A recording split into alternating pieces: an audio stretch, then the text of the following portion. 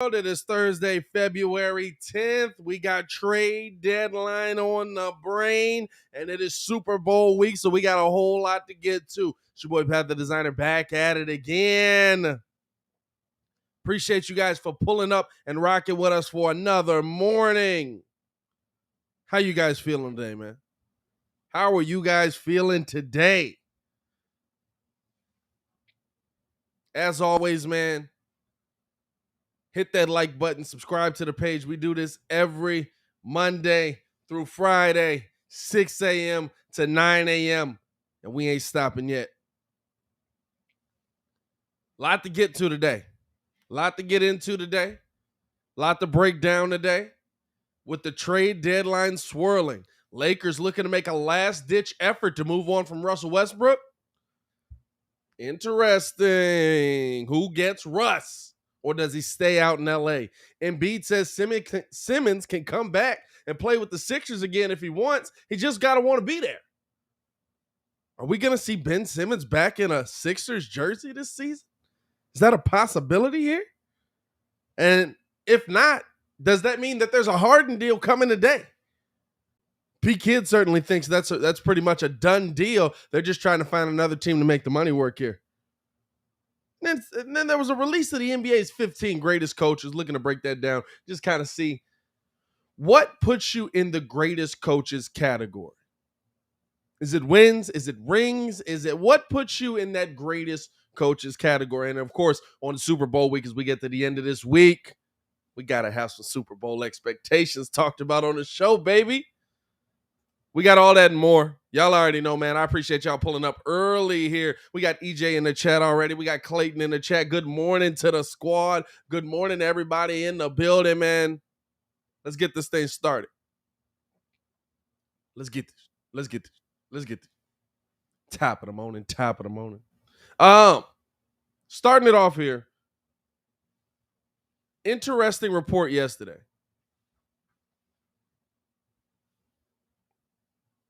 And you kind of saw last night, they sat Russell Westbrook due to back tightness. But it seems like the Los Angeles Lakers are looking to make a last-ditch effort to move on from Russell Westbrook's contract.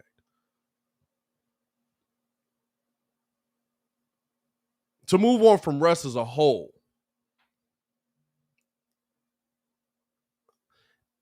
And I looked at the situation, right? I look at what the Lakers are doing.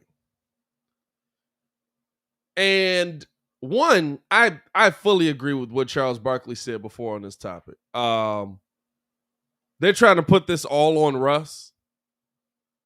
They're trying to put this all on Frank Vogel. And while there's a portion of it that absolutely sits on their shoulders, this does not all fall on them. There's a problem with that team. There's a problem with that team. I watched that game last night while working out. By the way, worked out for the first time in a long time. All I have to say is, ow. But it felt good. Felt good. Not going to lie to you. Woke up this morning. Dog, for the first time, I'm talking about, got up and was just like, I feel refreshed. This is different. But day one, I'm going to get it in again today. You know what I'm saying? But I'm watching the Lakers game as I'm working out.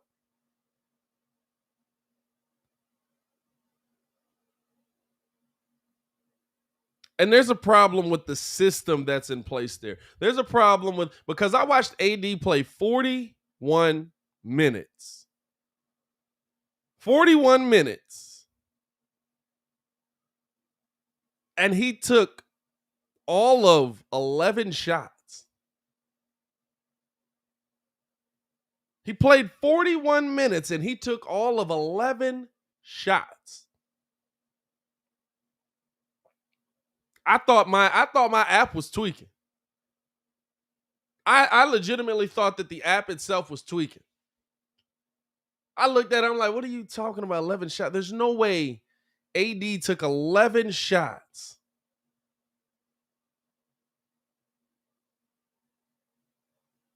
So there's bigger problems there than Russell Westbrook. What Russell Westbrook has become their scapegoat, right?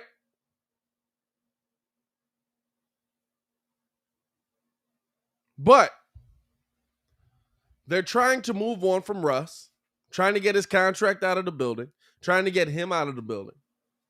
And y'all know I'm a Russ fan.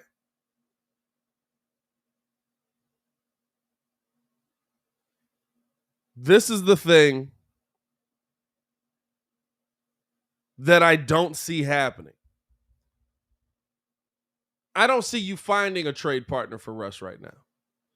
Because the best trade partner I think you had has a better deal on the table.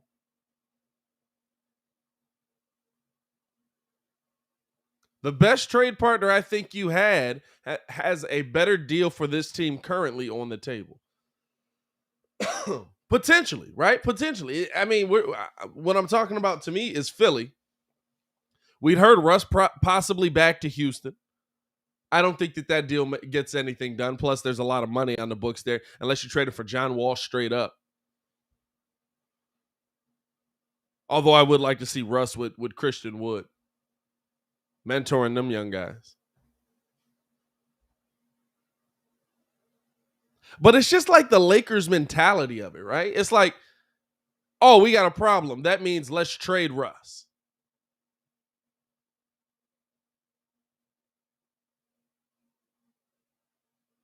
Oh, we got a problem. That means let's trade, insert the player here.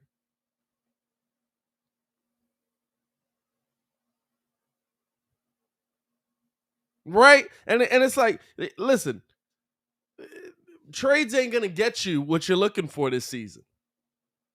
For once, you can't trade your way out of this thing. For once, you can't just move on from the pieces that you put in place, the team that you built, and it's just going to work out for you. For once, you've got rid of all the capital. You've gotten rid of all the pieces that possibly were in place. You've gotten rid of all of the draft stock that you might have had. You brought these guys in. And guess what?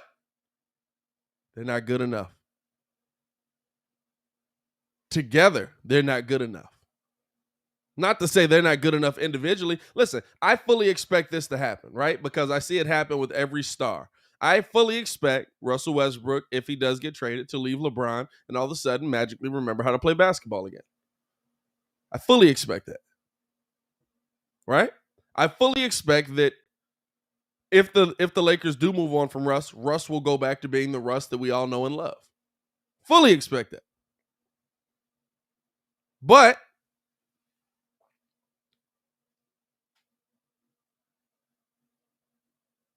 the Lakers, to me, have their bill due, and it's time for them to pay up.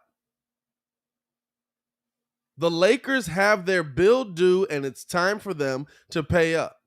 And what I mean by that, listen, you've pushed off all of this trying to get the pieces in there to win a championship 1 year.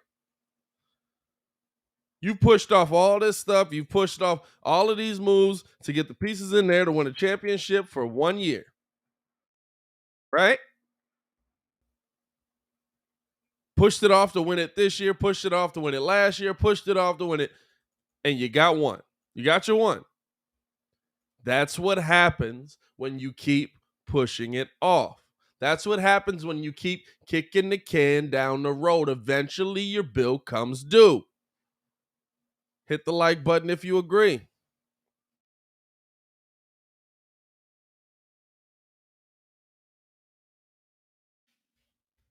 Eventually, your bill comes due. And what happens when the bill comes due? Now, all of a sudden, everybody's looking around like, oh, snap.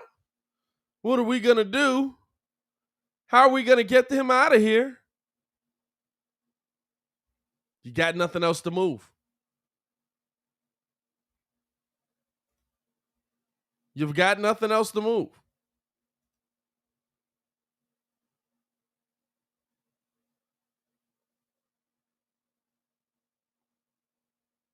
And nobody else is looking to make a move for the pieces you have anymore.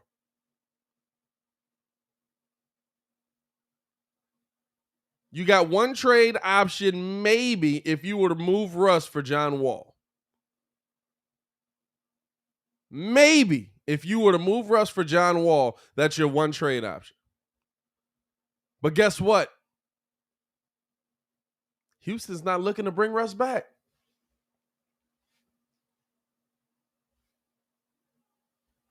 Houston's not looking to bring Russ back.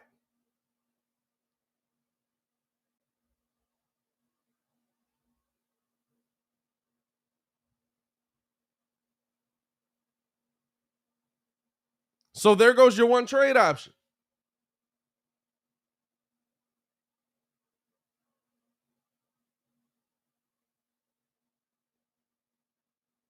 When it's time to pay the bill, you got to pay the bill. Guess what? Laker Nation, it's time to pay the bill. You heard LeBron last night. What'd he say? Hey,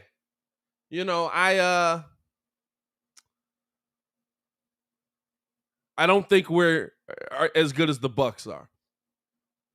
Can you be this season? No. You're absolutely right. Because what Dwayne Wade did for LeBron, LeBron cannot do for AD. Because of health issues. What Dwayne Wade did for Bron, LeBron cannot do for AD because AD is not on the court enough for Bron to just hand it completely over.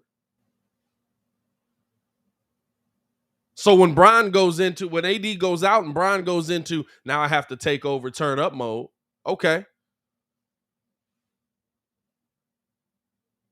He can't give it back after that. So what do you see? You see a game like last night where Russell Westbrook is not in the game, where Anthony Davis is taking 11 shots? 11 shots for Anthony Davis in 41 minutes? He played the most minutes of anybody in the game. He's getting 11 shots?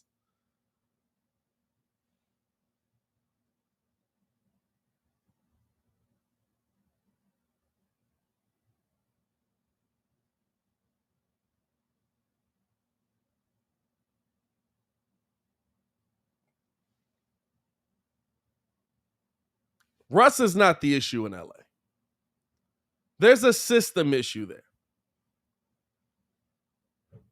There's a passing of the torch that needs to happen that is not happening.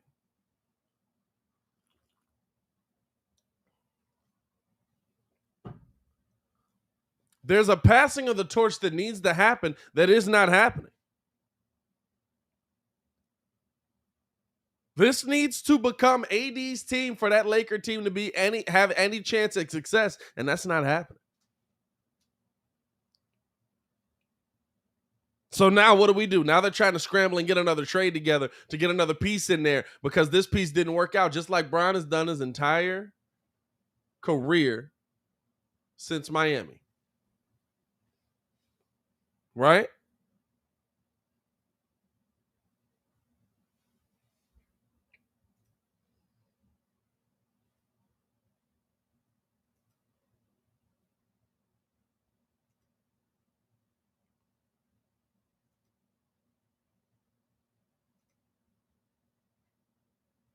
And they're trying to figure it out.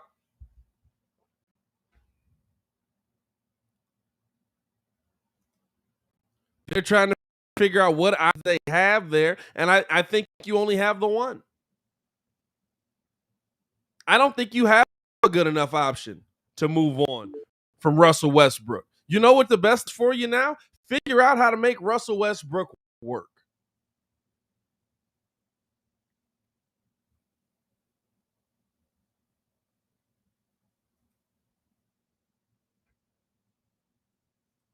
A trade ain't going to get it done this year.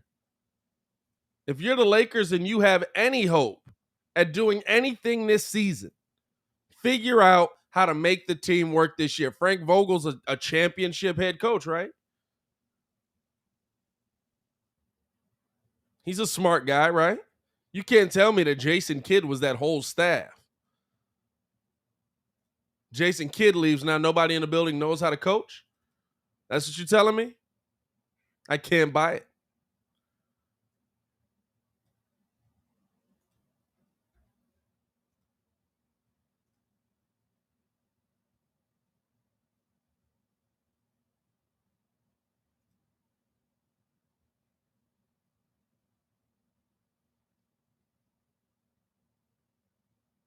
David Hines says the Lakers have no one. They've got to trade AD to save this franchise. All right, that's a little far. You got to save the franchise? I'm going to be real with you. Call them whatever you want. Call them street clothes. Call them whatever name you want to call them. I 100% believe, and Mud's going to think I'm crazy for saying this, especially any Lakers fans in the building, but I 100% believe that if this team were Russ, Melo, AD, they would be winning more. This is not LeBron hate. This is not the takeaway from LeBron. But guess what? You've got to adjust around LeBron. Brian's putting it all on his back. Brian doesn't know how to give that back. Now he's putting it on his back because AD's not on the floor. That's supposed to be the focal point, the core piece. So Brian doesn't know how to give that back. Brian doesn't know how to be like, AD, you back in the building, my boy. It's your team. I'm relaxing. I'm taking this back seat. Maybe AD doesn't want that. Maybe it's on AD, but a trade doesn't fix this team. Jay Crit in the building, man. What's going on? Tom in the building. Clayton in the building. What's good? Shay in the building. Anthony in the building. What's going on? We got the full fam in here. Hit the like button if you agree. A trade doesn't fix the team. Even if you go out and get John Wall, guess what John Wall is going to have to do?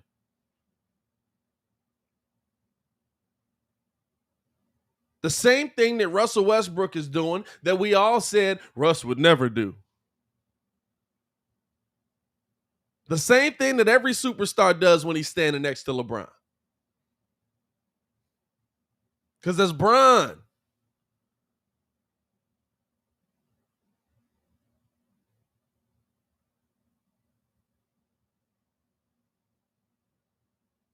I absolutely believe if you remove 6 off of this team has more wins.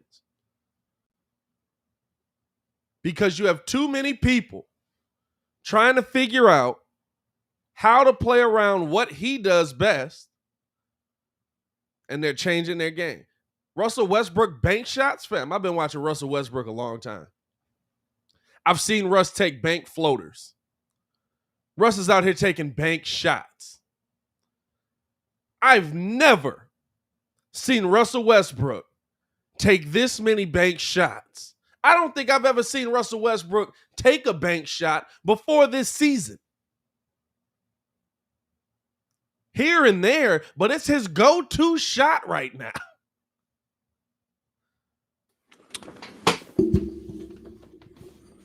As the pettiest man alive enters the building with the best jacket in the world. Hey, they hyped you up on that jacket. You have not taken it off since. You slept in that jacket. Well, it's also cold down here. Hey, freezing right now. I don't know when my basement became your basement, but hey, here we are. Strong take right there, my man. Remove 6. That's what you get. We get better wins. We get more wins if you remove 6. You just remove the only 37-year-old, according to them, that can hoop at such a high level. Guess Michael Jordan never did it. Yeah, no, I don't know about that one, dog. I do agree that Russ has changed his game. I do agree that Russ has done way too much. Like, he's clearly playing out of character. Yeah. But Russ ain't making layups. Well, I think you know how Russ is not getting to Russ is getting to the paint and making some horrible moves. Yeah. Russ, Oh, like, that's I, a whole different. If Russ was hitting these layups, we would be having a different conversation. When Russ played well, and he had a streak recently where he played well, no one talked about. yeah. We didn't talk about him. He was doing what we expected him to do. I believe this was what? This is after the 15th. He had like a 25-point game recently, Yeah, yeah. 30-point game recently in And a Charlotte. half. And a half. Yeah. That's still the same Russ. But it's also Russell Westbrook. Him dropping 30 and a half should be more of the things we talk about as opposed to why can't he make layups? Yeah. Why is he taking shots that look like he's aiming for the back of construction? Hey, dog. Not the backboard, the back of the backboard. That's what it It's looks like he's ugly out aiming. there. I ain't gonna lie to you. So trading straight up for John Wall, I would do it. Why? I mean, you can do it if you just want to have something that look different. I don't think it's No, gonna no, look. no, no. I think it's the same thing. We've talked about this Brian whole career, and me and you have had this conversation a ton of times. Name me the star that's gone to him and it's been the same player or gotten better. Oh, Brian is the facilitator. Brian is supposed to be the greater version of Magic Johnson. the only That star I would say player- that stood next to LeBron and played his own game and really played his game was Kyrie and Dwayne Wade. Those two. Yeah. Kyrie and Dwayne Wade, the only two that played their game. And it Dwayne didn't Wade impact had the them. opportunity where he was still that dude, and Brian was like, "Nah, dog, you that dude, and this is your team." And then he was just like, "All right, now it's your team. Like, stop making me work so hard." And I feel like that's what Brian kind of wanted to do here, but he can't let it go. He's too good of a I would player. say this. Brian is too good of a player to pass the torch. Kobe, I don't believe Kobe could have passed the torch. I don't believe MJ could have passed the torch if there was that next generation of player in it. There's certain, you know what I'm saying? Because you'll always look at it as, hey, he's here trying to become what I am, but I'm still here. The funny thing about it is Russ and John Wall's next 2 years earning wise are almost dollar for dollar. Yeah. It also ridiculous. Now Russ is still playing on the OKC contract. They gave him the Love contract. No, shout out to him. Shout out to both of them for getting the bag. Hey, get as much money as you can. Yeah. I have nothing. There's nothing. I do not look at John Wall's contract and say they overpaid him. I don't. No, I don't look at Russ's contract and say they overpaid him. Well, they didn't overpay Russ. I'll say no. I look at John Wall's contract different because John Wall got paid around the same time that Derrick Rose did, and he absolutely got the bag. And I was like, he making a lot more money than Derrick is, and he ain't better than Derrick. I remember that being a thing, like when everybody was like, "Oh yeah, John Wall got the bag," and I was like, "Ooh, okay." I think he got his contract maybe a year or two after Derrick got his. I was like, "Oh, okay." No, he signed a 4-year, 171 in 2019. You mean his first contract? I'm trying to think, 2019. Yeah, John Wall was making peanuts for a minute. They re-upped on Wall? Yeah, no, you overpaid. Then when John Wall last played? John Wall was getting paid less than $10 million for his first 4 seasons. Right, rookie year deal. And then he got paid. What year did John Wall come in? John Wall came in 10. Oh, no, so he would have been behind Derrick. No, that's all right. He got paid 2 years after. He couldn't have signed that. He signed it in 2018? if anything, to be honest with you, he really only been getting paid from the season he got hurt to now. Hold up. I'm confused. We missing some years here. Well, If he I'm came looking at in the in value of 10, his contracts. I get you, but I'm saying if he came in 10, what, they backload the contract? No, he had to sign. I mean, he signed an extension that got him paid, and then he was coming up again, and he signed. So he signed 2 extensions. Oh, But okay. at the end of the day, like the money he got paid versus what the market and everything was, yeah, it looks bad now because he wasn't playing. Nah, that But market was lowered in, dog.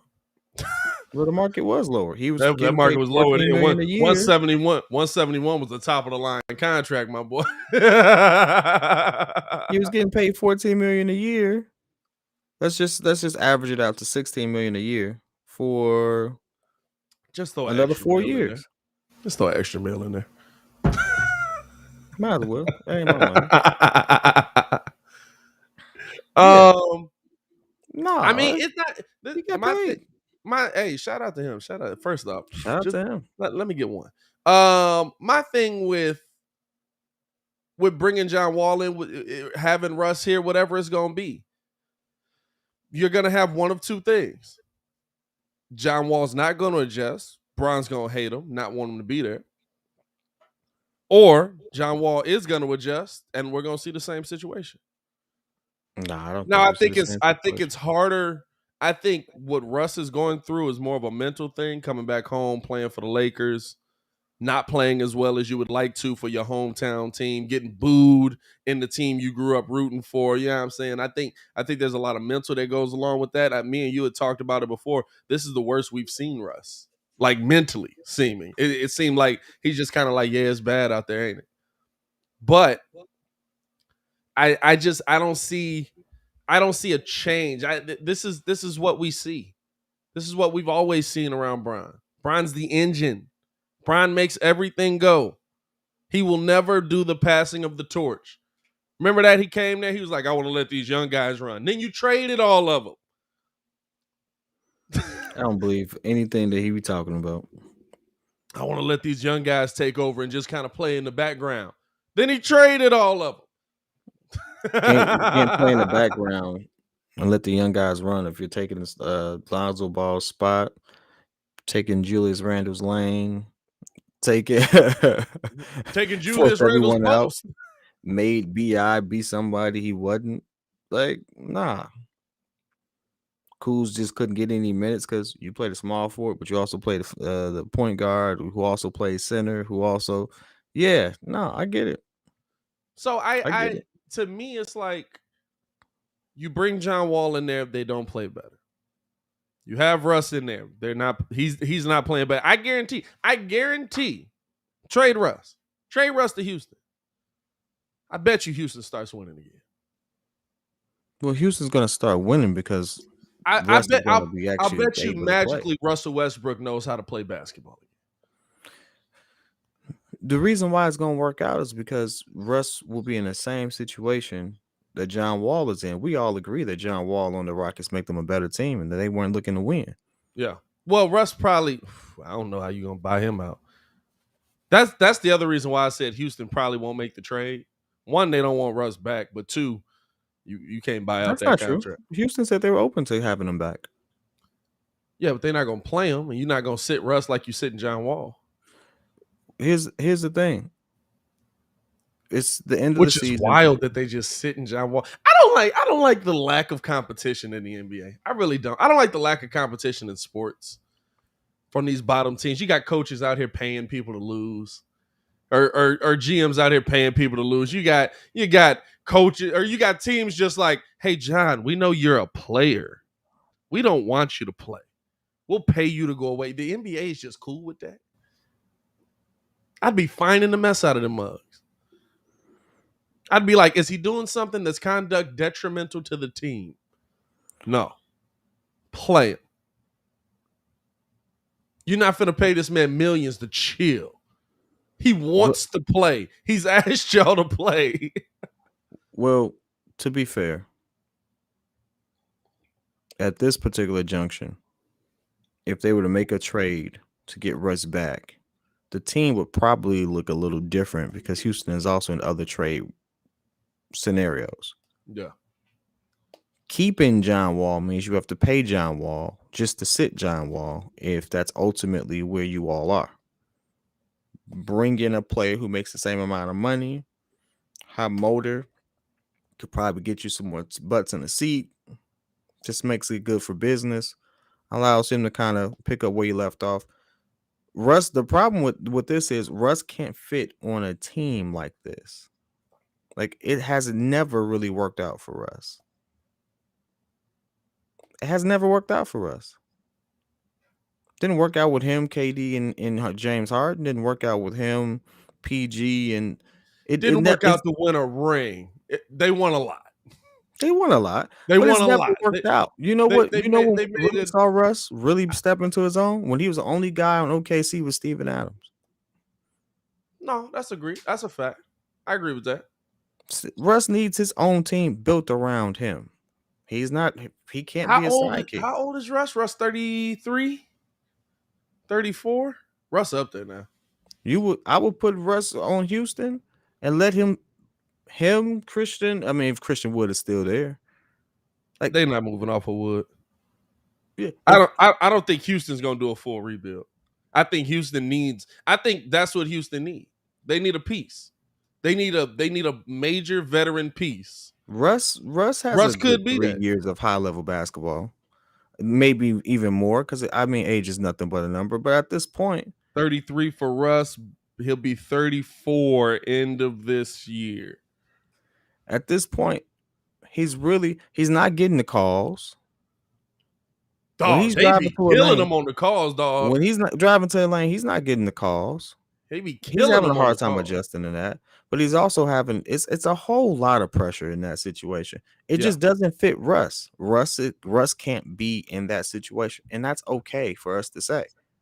That's okay for us to acknowledge the simple fact that, hey, you know what? The super team situation don't really work out for my boy. Hey, I was on Lakers fans last night though.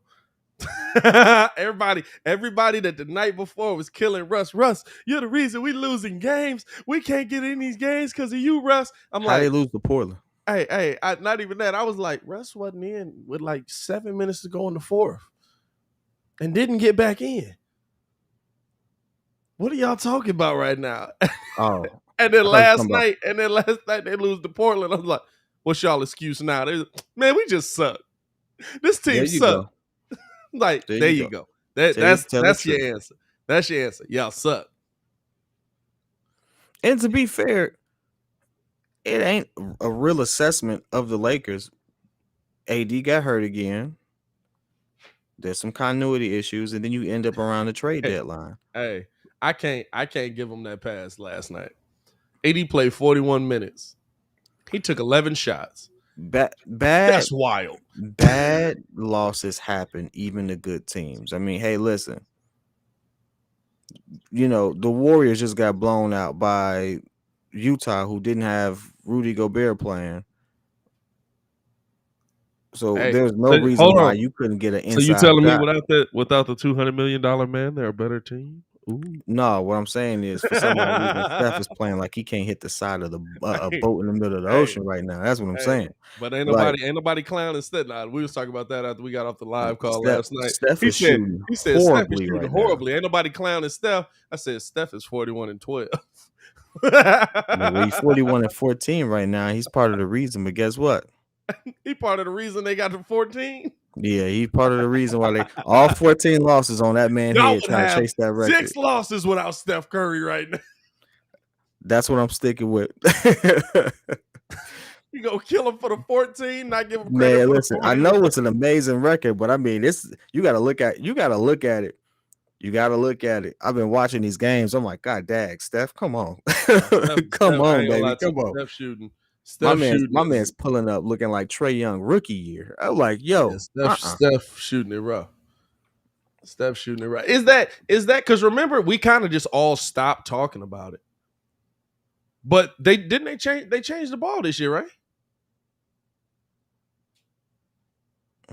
Yeah, you know Remember what? at the beginning of the season, we were like, why are these dudes shooting so poorly? Like everybody was shooting poorly.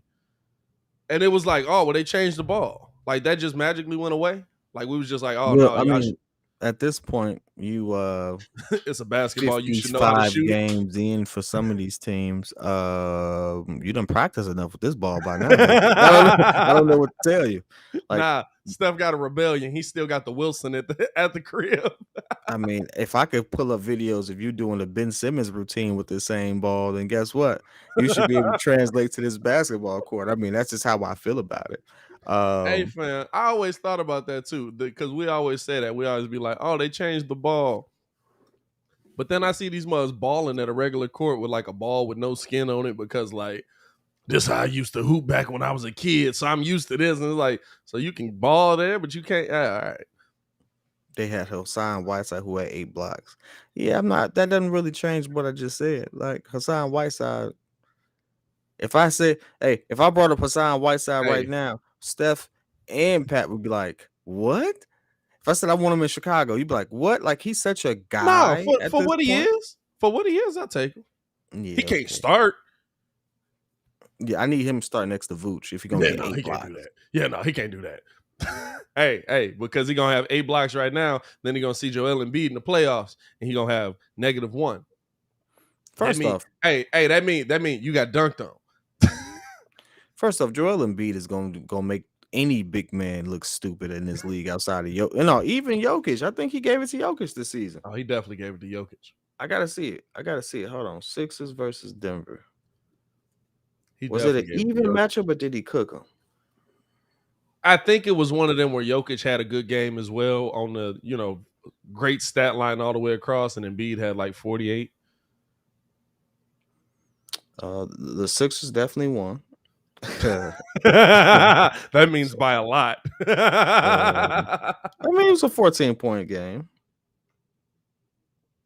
But the Sixers definitely won, and Embiid didn't even play. Dang. You know who was cooking? Maxey and Seth. Maxey is nice. Hey, Doc had me dying. That Brooklyn jersey. Doc had me dying with what he said about what he said why he went and got Seth Curry. That had me cracking up. I ain't gonna lie to you. Maxey gonna look real good in a Brooklyn jersey. Oh, Maxey ain't going nowhere. They ain't moving off of him. Man, please. You mean James Harden's coming to town? Shoot. Y'all like I said, y'all play GM. Y'all play GM like y'all got this over like these people grew up in y'all hometown.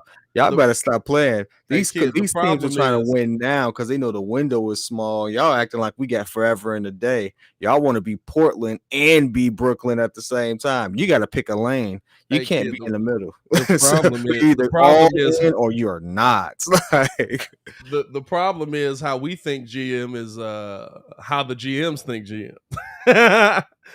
They either pick a lane or they don't. I guarantee you Maxey be in a Philly jersey after the day. The only reason Maxey be in the Philly jersey is because it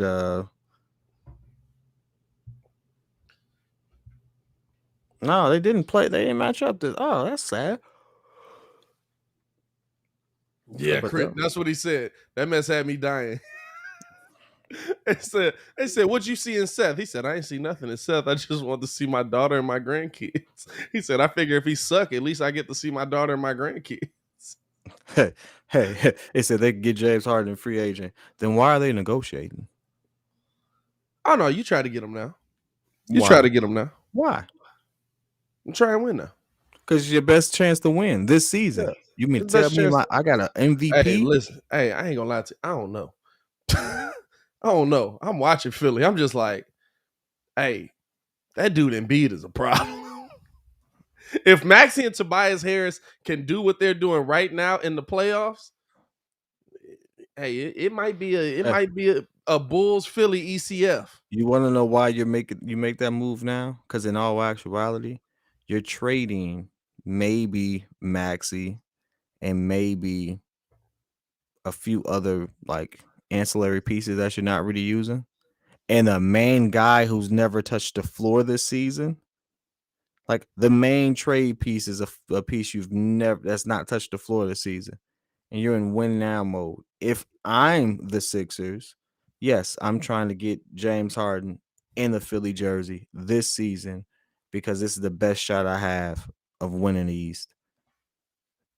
I do not believe I don't think in this their any best shot at it. situation that I do not believe in any situation. All right, let's just play this game. Let's just play this armchair GM game. Do you think the Sixers will be better next year? I think they'll be similar. Who they finna lose? Okay. I think they'll be similar. Do you think they can win the East next year? Yeah, why wouldn't they? Why wouldn't they be able to? Yeah, because they can't. They're not winning the East now. Do you think Brooklyn is Yeah, going to get but a better or worse? drastic change happened to that team this year.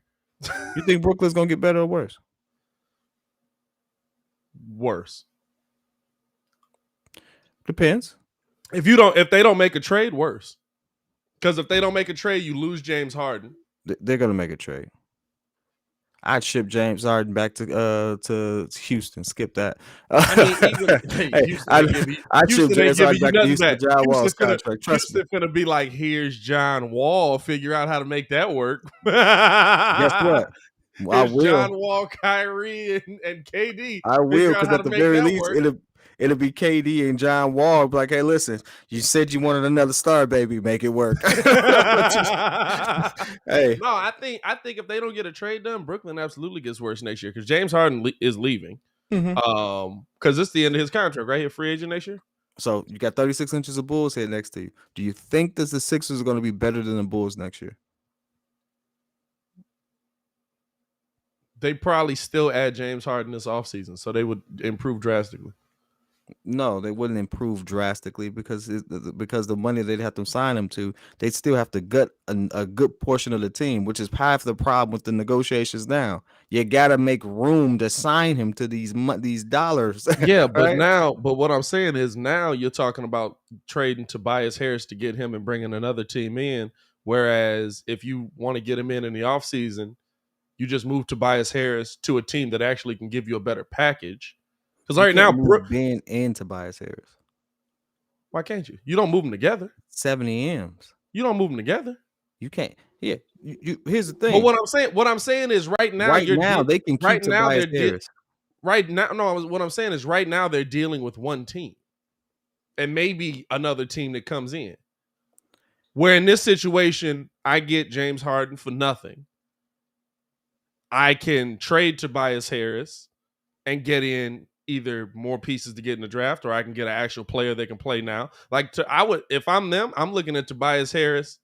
Why are you worried about the draft if you're in win now mode? Fam, what I'm saying is you still need draft capital. No. That's not how this is. You just mentioned it yourself the other day. You don't gives away draft capital. Why? Because he's in win now mode. What I'm saying is you don't get it for like next year. You get draft capital that's down the line, my boy. If they gonna give you draft capital, they're gonna give you draft capital.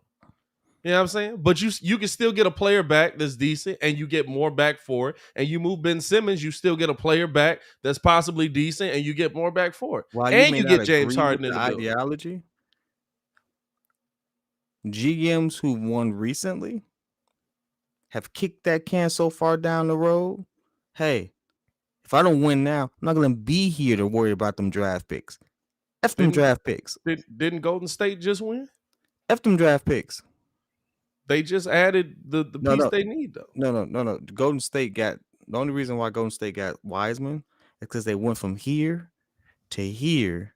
Yeah, and got fortunate and got a number one pick. But kid, or a top 5 pick. But kid, if the pick doesn't exist there, you can't make the pick. If they were winning, they wouldn't have got the pick. They sucked so bad they end up getting the pick. I get you, but if the pick, it's not like they sat there and said, we're gonna get this pick. No, it worked out. But if the pick's not on your team, you can't make that pick. If you trade that pick away, that pick don't exist. I'm gonna tell you this: if they traded the pick away, because at this point they should have traded the pick away. Wiseman ain't hooped in almost a year. Don't mean he's not gonna play. Embiid didn't hoop for almost 2 years. Now we talking about him as the Wiseman best big in the league. Several trade talks, so they could have absolutely traded the pick away. But it don't mean that the that Wiseman's not going to be able to play. Embiid didn't hoop the first 2 years of his career. Now we're talking about him as the best big man in the NBA. I get you. It work out in some situations. Statistically speaking, it normally don't. And you can't be in win now mode and be worried about some goddamn pick down the line. I'm gonna just cut this short. Sixers are not going to be better next year. Why wouldn't they? They're not going to be better than the Bulls. They're not going to be better than You think that adding James Harden now makes them better? Yeah, because adding him now with some of the pieces they can still keep, absolutely. There's a totally different scenario that happens in the offseason. Everyone's just making it seem as if, oh, this offseason they can just pick him up for nothing and they can keep everything they have. It's not how that works. No, you still got to move some pieces around, but I'll tell you this. Not how that's going to work. If you get James James Harden in the building and you say, listen, James, not for nothing, but it wasn't pretty last year, dog. We'll offer you a bag, but it ain't gonna be a 45M bag. You get him in here now. You have a Bucks that's up and down. They're figuring it out, but they're up and down. You have a Brooklyn team that don't know what the heck is going on. You have a Bulls team that struggles with interior defense that ain't really solved that problem, and you can exploit that every 5 seconds because you got a guy that they can't stick even if they throw 5 people at him. You have a Miami team that you don't have a problem with.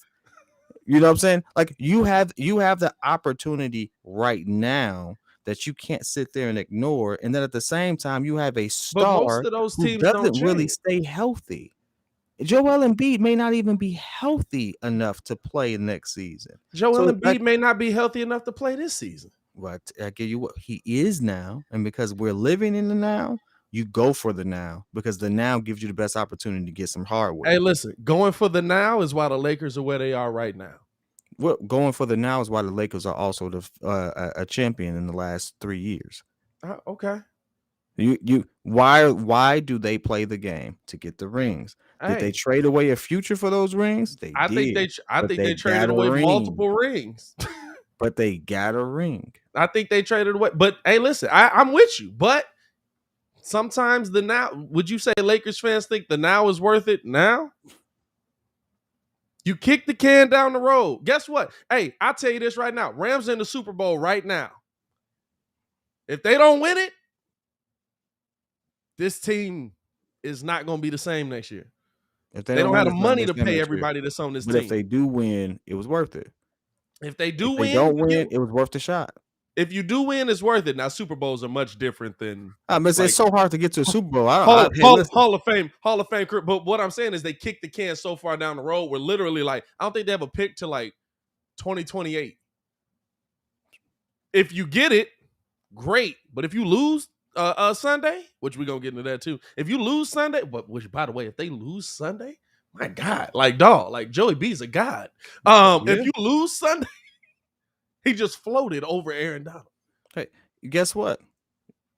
That's this nature of anything in life. You roll the dice, you take the risk, but you do it based off of what gives you the highest probability to win. Yeah. So right now is their best chance to win. There's always a downside to a move. I don't even think it's the best chance to win. If we focus on what could go wrong, then absolutely, it's going to be a horrible move. But if you look at what could go right, god dang, it looks like a solid move. But and that's what most of these teams are doing. They're looking at what could go right. I don't think this is Philly's best chance to win, is what I'm saying. Like, I think, like, if we're going to play the Joel Embiid could get injured at any time, okay, that could be this season, that could be next season, it could never come. But it's always a possibility. Hey, but the teams another thing you got to think about? The only team that's really going to change is the Bulls. You're going to add a big man. The Bulls this offseason are going to go out and add a big man.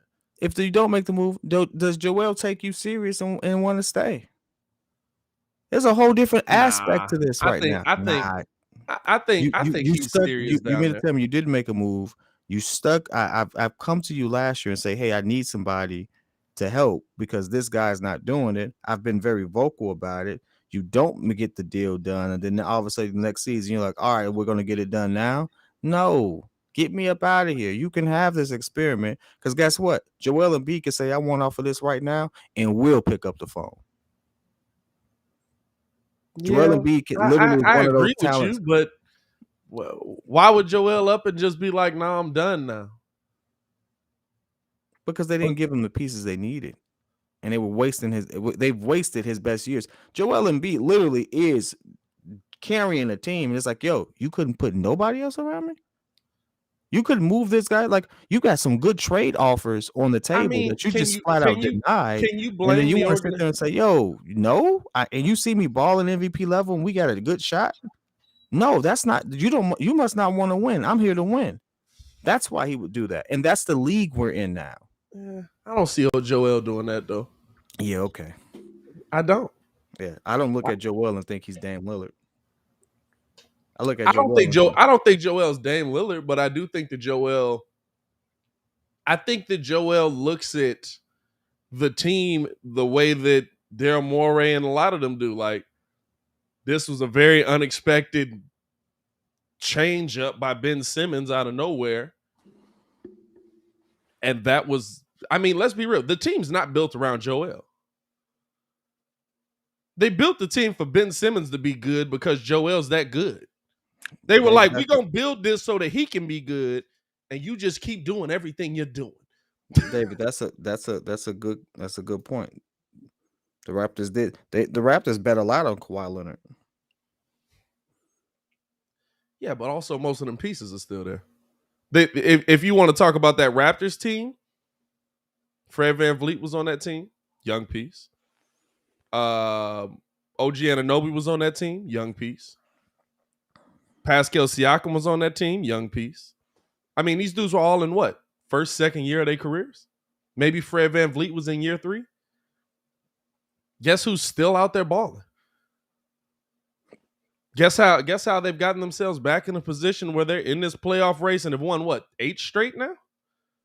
Mm-hmm. Those same young pieces that were there. Now, let me ask you this. How far back do you think they are? How far back? Mm-hmm. What are they, 6 seed now? They're right behind Philly. What's Philly? Philly's 4, 5? Philly's 5. They 32 and 22. Yeah. Raptors are 30 and 23. Kid can't never tell me I'm right. No, you're not right. Hey, look. Are they the 6th seed? They're right behind Philly. Where's Philly? Oh, you 5. Mean yeah, they're 6th seed. So this is why you make a move now.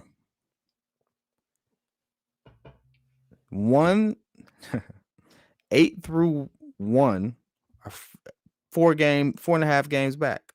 Yeah.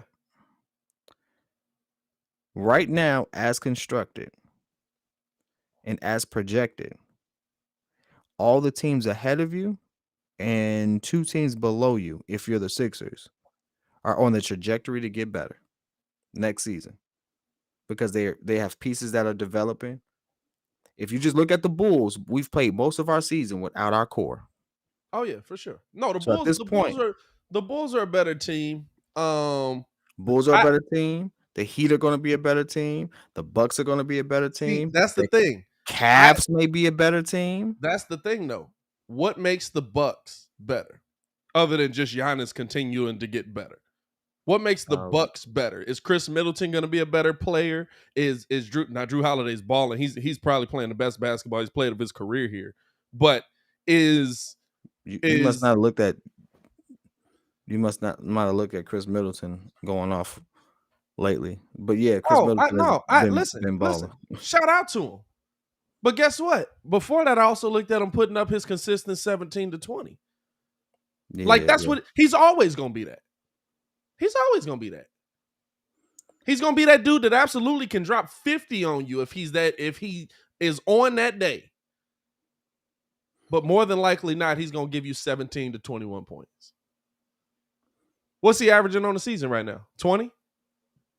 I bet you about 20, about 19. Yeah, that's who he is. And there's nothing wrong with that. That's that kind of player. But what I'm saying is, what do the Bucks add that makes them drastically better? Well, it's the simple fact that they're already good. You said what? It's the simple fact that they're already there. You're already a top 3 team in the East, and you don't have to worry about losing people. And your stars are young. No, I'm with Giannis you. is 1 year older than Zach. No, I'm with you. But what I'm saying is like, So if you're already better and you're going to be consistent and you still don't beat me, hey, next Philly beat year, them though, right? Philly beat them this year. Philly didn't beat the Bucks. I think Philly washed the Bucks, if I'm not mistaken. I think Philly like dominated, but I could be wrong. But I thought Philly got into that Giannis Antetokounmpo. That's a hard segue right there. Hey, listen, it's his name. It's his name. Yeah, it's the way you framed it, dog. You on the road today with a bunch of pause moments. I think you just like having pause moments. Hey, I like making y'all uncomfortable. Like the whole chat just cringes all of a sudden. Oh God, what? It's like it's okay, dog. It don't feel good, dog. It's a good joke. That's a hard segue too. Pause. But I'm the one with the pause moments out here. Yeah, no, they have 2 matchups coming up, but they ain't beat them. They didn't play this year? In fact, Grayson Allen had was that a career night for him? 25 points? Probably. Yeah, nah. Embiid didn't play though. November 9th. Who did they beat? Did they beat Miami? Maybe they dominated Miami. Andre Drummond had a 17-point game and 20 rebounds. Hey, listen, I told you. Get Andre. Send me Andre Drummond. They ain't gonna do that because the moment that what's the name goes down, he comes in and fills in those minutes. He's a solid backup. Solid backup big. 20 rebounds, 17 points. 20 rebounds and 17 points. No, it's not. So the whole point of me saying that is like, it's not that I don't think these guys. Shut up. It's not that I don't think these guys can't be aren't good teams. What I'm saying is like, I don't think any of them get, oh my God, better next season. You know what I'm saying? Like, I think Philly can get better if they add James Harden in the offseason, because you can structure his deal the way you want to structure it. I think Philly would be worse now because you're gonna have to ship all the pieces off to make his money work this season. And none of the teams that we talking about are gonna get like James Harden may not even go to Philly. Miami, he already said he want to go there. He want to be there because of Daryl Morey. Because Daryl Morey is the GM up there. He may not even go to Philly because people, you know how many people gonna be throwing a bag at James Harden for a much better situation with other stars on the move. Who would be a better situation than playing with Joel Embiid right now? Well, Joel Embiid is just as injury prone as KD is right now. Yeah, I'd still rather play with the dudes that are the best in the league. Hey, well, I tell you what. Hey, listen. I'm gonna roll the dice on playing with the best player in the league that he might get hurt. He might get hurt, yeah, but if he not, best big man in the NBA. What Will Smith do? Put that man in a Clippers jersey. That would be terrible. God, that would be awful. James Harden in a Clippers jersey? That would be awful. Unless who you finna get rid of? Slowly moving off of a couple people. So you trading Kawhi? I would trade Kawhi. I don't know why people are enamored about it. I would trade him in a heartbeat. You would trade Kawhi for James Harden? Or you would move off Kawhi to bring in James Harden? Ooh. Yeah. I would. Sounds good on 2K. I mean, it sounds good in real life when they both play the way they play, you win. But at the same time, one's either going to be injured or not like your medical staff, or the other one's not going to like the strip clubs in the area. What do you want? Listen. Very different versions of win in their life. One's got what, 3 rings, and the other one doesn't have a second round win yet. One has 2. Very different wins in their life, dog. Oh, I got you. You know what I'm saying? Hey, listen, James Harden ain't been out the second round yet, have he? Has he been to the Western Conference Finals yet? Yeah. Well, no, I went He's OKC, been but I there mean, twice. since he had his own team, he didn't go with Houston, did he? He went to the Western Conference Finals with Houston twice. I don't think so, dog. Dog, he had to play the Warriors. No, that was second round. Then who did they play after the Warriors? Then who did the Warriors play afterwards? They had to go through Houston.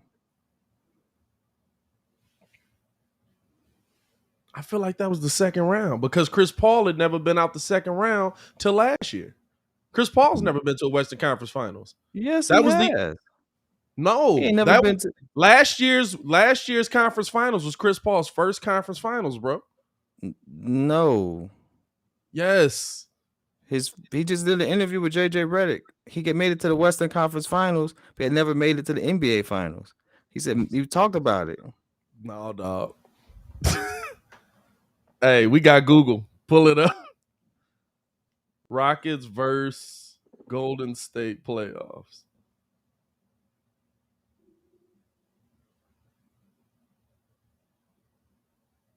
What that have been? 2019? Western Conference Finals, son of a.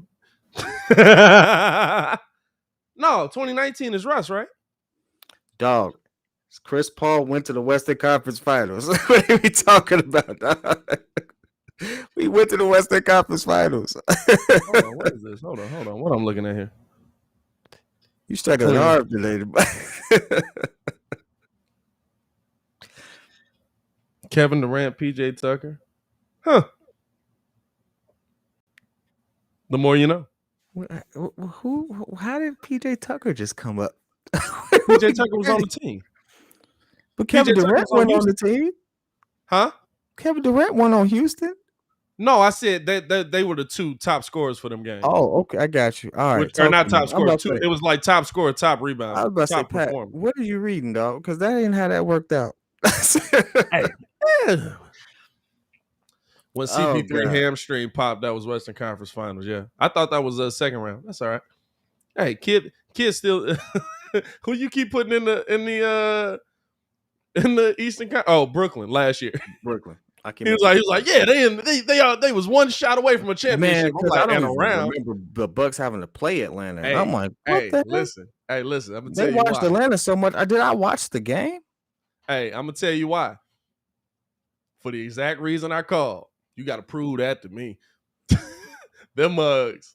Hey, I'm sorry. You talking about Atlanta? I didn't see Atlanta had that same run 4 times. They had that run with Kyle Korver. They had that run with Dominique. They didn't have that run with who else done been on that team? They had that run with Joe Johnson. Come on, dog. I didn't watch them have that run, be the best team in the Eastern Conference 4 or 5 different times, just to take that L and come back trash the next season. How that series went. That's how much of a blur that was. I think it went to 7. I know I didn't watch a game. Hey, I think it went to 7. Nah, Bucks won in 6. Bucks won in 6? Oh yeah, Bucks in 6 was they chant all last year. Atlanta won the first game. Yeah. That's crazy. They actually won.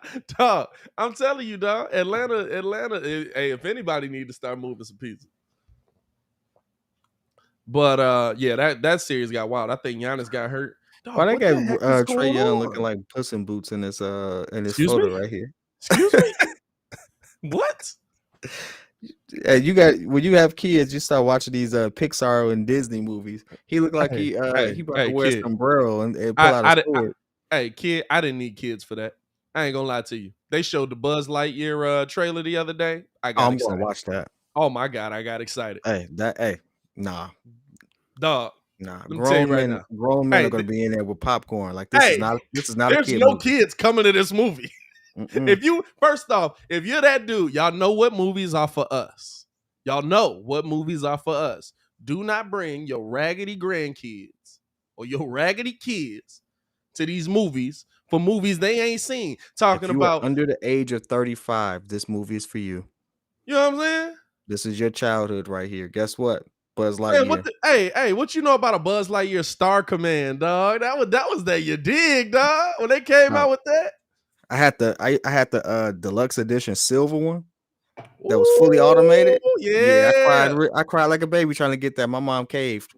Hey, listen. So my dad got me the one for the original Toy Story when I was a shorty. Still got it. And then he got me the one that they had when it came out for Toy Story 2. The Toy Story 2 one was cool because it said new stuff, but it was really the same Buzz. So I ain't had the money to get the silver one. My pops wasn't gonna get me 3 Buzz Lightyears. Buzz was my dude, so I ain't get the silver one. So bought a silver Sharpie. Got the silver one. Hey, not gonna lie to you, did not look bad. Did not look bad. That's some ingenuity for your behind right there. My G, I'm talking about. I was like, oh, now the wings look bad because you know you had to get the like in between the line. The wings didn't look good, but other than that, he was cool. You know what I'm saying? Hey, Steve-O said I cussed out 5 toddlers when Incredibles 2 came out. Just off rip, Steve-O? You just off rip. You just found 5 toddlers and just cussed them out? You didn't even say nothing to them? Is any deals happening right now? Man, hey, the trade deal, I'm telling you, that's why I'm going live. By the way, we will be live. And what is happening right now? Bro, so last night, I sent it to the chat. My music just started blowing up on SoundCloud. I don't know where. By the way, if it's y'all, shout out to y'all. Music just starts blowing up on SoundCloud. Dog, it's still blowing. Shout out to you, my boy.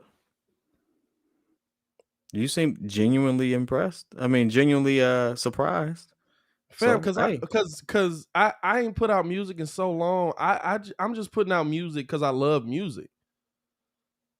Like I love making music, I love playing music, all of that, dog. Like followers is going up, views, listens is going up. It's at freaking 7 Rings is over 1,000 plays right now. What the heck is going on? Ain't nobody listening to Late Nights in Red Bull. That's the actual single. God dang.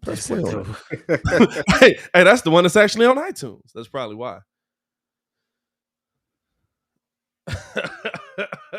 Hey, what it say?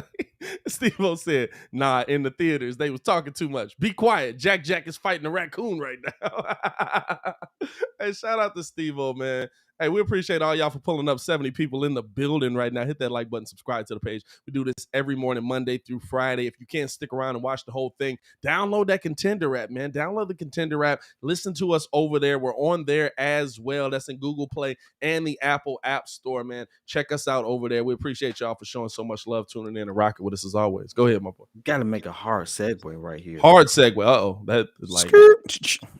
Bow, okay. Right? You making jokes. It seemed like a somebody died segue, and then like you started joking. We got to talk about a team that normally don't get talked about for trades that didn't make sense, but that absolutely looked good. The Kings look good. Dog, the Kings look good. Hey, I ain't see it last night, but I heard Sabonis was murking mugs. The Kings look good. I was like, yo, is that what De'Aaron Fox look like with a big man that got touched? Look good. I was like, hey, all right. Hey, is that what the Kings look like without Marvin Bagley? He sure wasn't on the floor, which means that he needs to be packaged in a deal. Hey, Kings. What's up, baby? Take us out to dinner. Send them this way. I don't know, you know. Hey, Baki tagging us in that picture had me dying laughing. Everybody in the background was like, welcome to hell. Why'd they let that on TV? And what was the shirt Shorty was wearing? Like the first thing I noticed, somebody tweeted that. I was thinking it, but I was like, you're not putting that on my Twitter. But she had like a see-through shirt on a live. I mean, like an NBA post live game. I was like, what the heck is she thinking? I think the shirt was just the same color as her skin. That's a dumb thing to do. Or it depends on what kind of career choices you're trying to make. Well, I mean, hey, listen, if you want to be taken seriously now here goes all the people. It shouldn't matter what I wear. It absolutely matters what you wear. It matters what I wear. Hey, listen, it absolutely matters. You see me looking it absolutely matters. You dress how you want to be addressed. If you dress like that, I'm going to address you like that. Don't get mad when you get addressed like that. It matters. It matters. It matters. We're gonna get off that. I'm gonna give y'all some home training. Hey, we got some home training. We gonna get one good contract. We're gonna have to make that money last a long time. Because I'm saying what everybody else want to say. Please. Please, the I only say reason why what you want they to ran say. wild with that because a bunch of y'all was like, "Yeah, we don't want to fight that fight." It's like, you know what? If you don't, you're gonna have to raise daughters. Are gonna think like that. And I got 2 daughters. It absolutely does matter. Yeah. So, man, you know what that's called? It's called being a father. It's called being a dad. How about that? Anyway. But no, I was like, what the heck is going on? That picture has so much more going on than those 2 things, though. It looked like somebody was collapsing in the corner. Like, it was a wild still photo. Yeah, for sure. Yeah. I'm just laughing at what you said. I just want you to think about what you said. I'm not gonna say nothing. I said it had other things going on outside of those 2 things. Mm-hmm. What 2 things? The sign and the shirt. Oh, okay. Thanks for clarifying.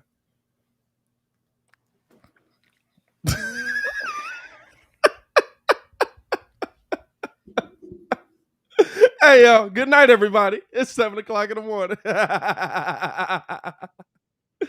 They can't cancel me. They can try. It'll probably work. But I'm going to just keep making content, putting it on the internet. Somebody going to watch me. Oh, man. That's funny. You can't get canceled in a situation where you can have your own platform. Hey, what that man say? The man, Joe Rogan got a whole racial slur video, and they bringing up all his old videos from the 90s up. You think Joe Rogan about to get canceled? You think Joe Rogan they tried to cancel Kevin Samuels. You think he gonna get canceled? Well, he's still making more. He's making more stuff. Hey, I'm not gonna lie to you. They tried to cancel Kevin Samuels like the day Kevin Samuels got popular. I was like, you can't cancel somebody that ain't did nothing yet. He had the one clip that went viral, and everybody was like, "Oh, he's canceled. He's canceled." I was like, he ain't a celebrity. You gotta do stuff to get canceled. How you gonna cancel somebody ain't did nothing yet? Hey, cancel culture is losing lately. I ain't gonna lie to you. They didn't cancel Dave Chappelle, didn't work. Because people finally stood up for themselves and had some common sense. How you gonna sit there and go back 30 years from something I said?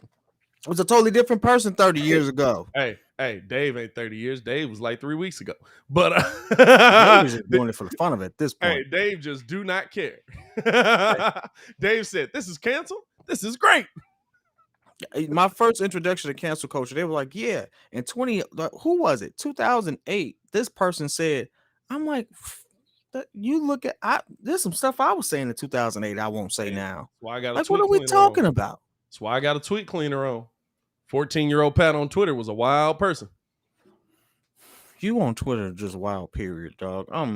Nah, my Twitter cool. Hey, listen, out of the 2 of us, I don't have issues on Twitter. My Twitter is a very respectable place. Your Twitter is respectable place too. Your Twitter is filled with debauchery and cars. Guess what? You can sit there and go through that search menu all you want to. It's gonna be cool. Now just be worried about what tags you click. I have no problem. I have no problem telling you why that algorithm look like it is. I'm gonna be like, I didn't know. Kid, what's this tag 6'9"? What is that? What's going on with that? That was Takashi. It was not. Hit you with the Bill Belichick. I messed that up. My bad. Thought this was going to be the Bill Polian. Bill, the other guy. Nope. For some odd reason, dog, it's freezing.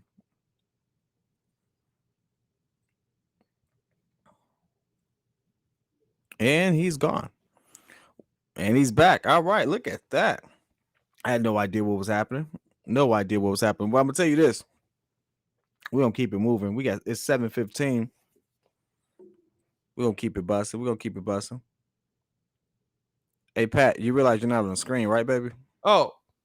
All right, there you go. All right. Hey, apparently we've said too much.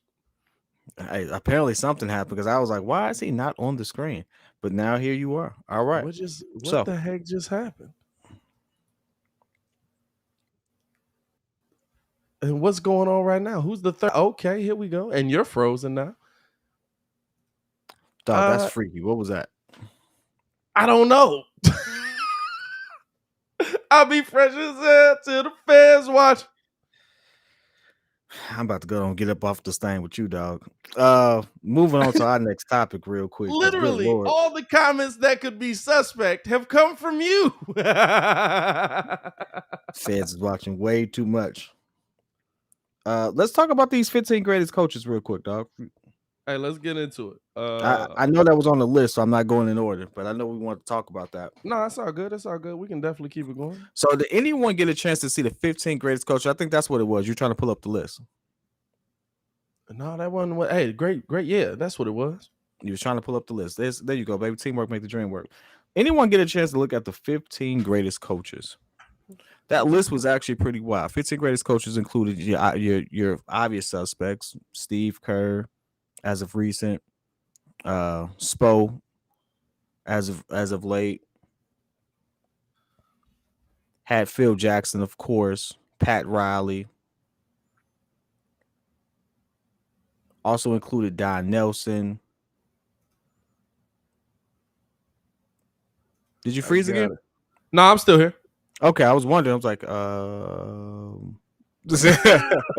I figure if I stay in the same spot for long enough, it'll confuse the mess out of you. That same spot, I was going to take you off the screen. That's I was going to hit you with the boop. He got to log back in. I might need to. Oh, you moving again? Never mind. You were frozen for a second for me. Let me pull up this. You know, it's just the angle. It's just the angle. In fact, I hate that angle. To be honest with you, boom. We're gonna do that. Bow. Look at that. Now it looks like I'm looking at you. Now pulling up this list. Let's pull up the list. This is a beautiful graphic right here. Hold on now. Somebody did an excellent job with this. Boom. There we go. Get that on the screen. Wow, look at this. Bam. Look at that. Yeah, someone put in work on that one. Hey, that's really good. I'm not gonna lie to you. Now this guy didn't miss. This guy don't miss. Hey, it's the NBA. Believe it or not, Steve Kerr is up here as one of the greatest coaches. I would agree with that. Given his run in the last 6 seasons, yes, Steve Kerr is one of the greatest coaches of all time. I would agree with that. So I would 100% agree with that. I'm not gonna lie to you. You gotta give him that. Now here's the name that threw us all for a loop. Doc Rivers is on this list. Now here's the thing. This list was not in order by any way. Like they didn't sit there and say any of these coaches were better than or worse. Yeah. They just said these are the top 15. But Doc Rivers is on this list. And I had to ask, how does the coach with no rings? Who? No, Doc has one. Doc got one. How does a coach with one ring, but the most blown 3-1 leagues in history, make the top 15 greatest coaches of all time? So here's my question that I asked last night on what makes you one of the top great coaches, right? Is it specifically wins? Is it the win-loss record? Or is it rings? Because we know it's not rings. Because Jerry Sloan doesn't have one, Doc Nelson Don Nelson doesn't have one, and I don't think Lenny Wilkins has one. And that's what I'm saying, right? So if this is based on the most winningest coaches, right? And we're just talking about wins and losses, win percentage, what you did with your team. Because let's be real, right? Now we base everything off of did you get a ring or did you not? Now we base everything off of did you win a championship or not? Why you take the graphic off? Never mind. If you have to remove it, because you gotta give context. Because I don't even know. For one, looking at it, Casey Jones don't have a ring. Casey Jones don't have a ring. A lot of wins though. A lot of wins. Doc Rivers, a lot of wins. What Jerry Sloan. Jerry Sloan is what? The winningest coach in NBA history, right? Well, he was. Pop. Did Pop pass him already? I think Pop passed him. I thought Pop. No, I don't think he's passed him yet. I think he'll pass him this year. If he keeps winning, like dude is struggling. Coach with most NBA wins? I think it's still Sloan, but I think Pop is on his heels. Coach with most NBA wins right now is Don Nelson. Ooh, didn't I know that? Now, Pop is about to pass him in about five games. Right. But so Sloan was 2 then. No, Sloan was 2. Sloan is not top 3. Sloan, it's Pat Riley, Jerry Sloan, Greg, Lenny Wilkins, and Don Nelson. Not in that order. That's 5 through 1. Okay. But here's the thing, though. So Casey Jones don't make the list for most wins, and he don't have a ring. So what made him the best coach? I don't know what the criteria is. That's the thing. You know what I'm saying? Like that's why I asked the question yesterday. Because Doc Rivers absolutely win-loss record, his win-loss percentage is great. Now in the games, in 3-1 games, not great. You know whose name is not on here? George Karl. George Karl doesn't have a player that would vouch for him as a great coach. And that's the other thing I wanted to know. Is this about, let me look here. Is this about how the players feel about the coach as well? Because every NBA player that has played for George Karl has more wins more NBA wins, not championships, but NBA wins than Phil Jackson. Doc Rivers, Jack Rivers, he has more NBA wins than half this list. I'm gonna tell you this right now. That's why I said, what is this? What's the criteria on this? How is this based? Because George Karl is hated by almost all his players. But apparently they won, so it's kind of hard to say that. Hey, you might not get a ring, and at least you got some win. You got some games. Like, I'm just curious. Hey, listen. Now here's the thing. I want people to understand. Yeah, Casey Jones got 2 titles, bro. He do? Yeah. Casey Jones has 2 titles, so I got the list here. Jesus Did I Christ. confuse him with Lenny Wilkins? Red Auerbach has 9. He's got a win percentage of 65%, 823 and 426. Larry Brown has 1. Okay. Dang, bro. This man won over 1,000 games. A lot of this list half won the over list won 1,000 games. Bro, but it's just crazy. 54% win percentage. And you know the Sixers had some down years. Like literally, it's all at the end. Probably all them losses piled up. 1,098 wins, 904 Hey, Rick, we appreciate losses. you, dog. Shout out to Rick One, man. Chuck Daly with the Pistons, 2 titles, 59% win percentage, 638, 4 to 437. Also, the first 2 I said, so Red Auerbach, Larry Brown, each have 1 coach of the year. Chuck Daly doesn't have one, which is not surprising because he was the coach of the most hated team in probably NBA history. Red Holzem for the Knicks. See, now we getting into ones. Well, never mind. Shut up. He's the last winning coach for the Knicks. I was about to say, now we getting into dudes that it's like, okay, like, yeah, but he got 2 championships, 1 coach of the year. Phil Jackson has 11 rings, 1155. Fam, Phil Jackson win percentage is 70%. Phil Jackson won 1,155 games. Phil Jackson only lost 485 games. Fam, of the dudes I said, Phil Jackson has lost less games than most of them. And he's coached twice as many. Until we get to Steve Kerr. Steve Kerr is ridiculous. Steve Kerr, 417 to 184. He's got a 69.4 win percentage, 3 titles, 1 coach of the year. Phil Jackson won 1 coach of the year as well. Casey Jones, 522 and 252. Really good. Why he stopped coaching? 67 win percentage, 2 NBA titles.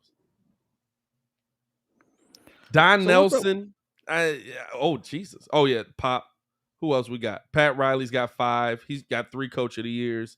Pop got 3 Coach of the Years. Like, I could go through the whole list and just run down everything. Lenny Wilkins has a title, has a Coach of the Year. The only coaches on here with no titles, Jerry Jack Sloan. Ramsey, right?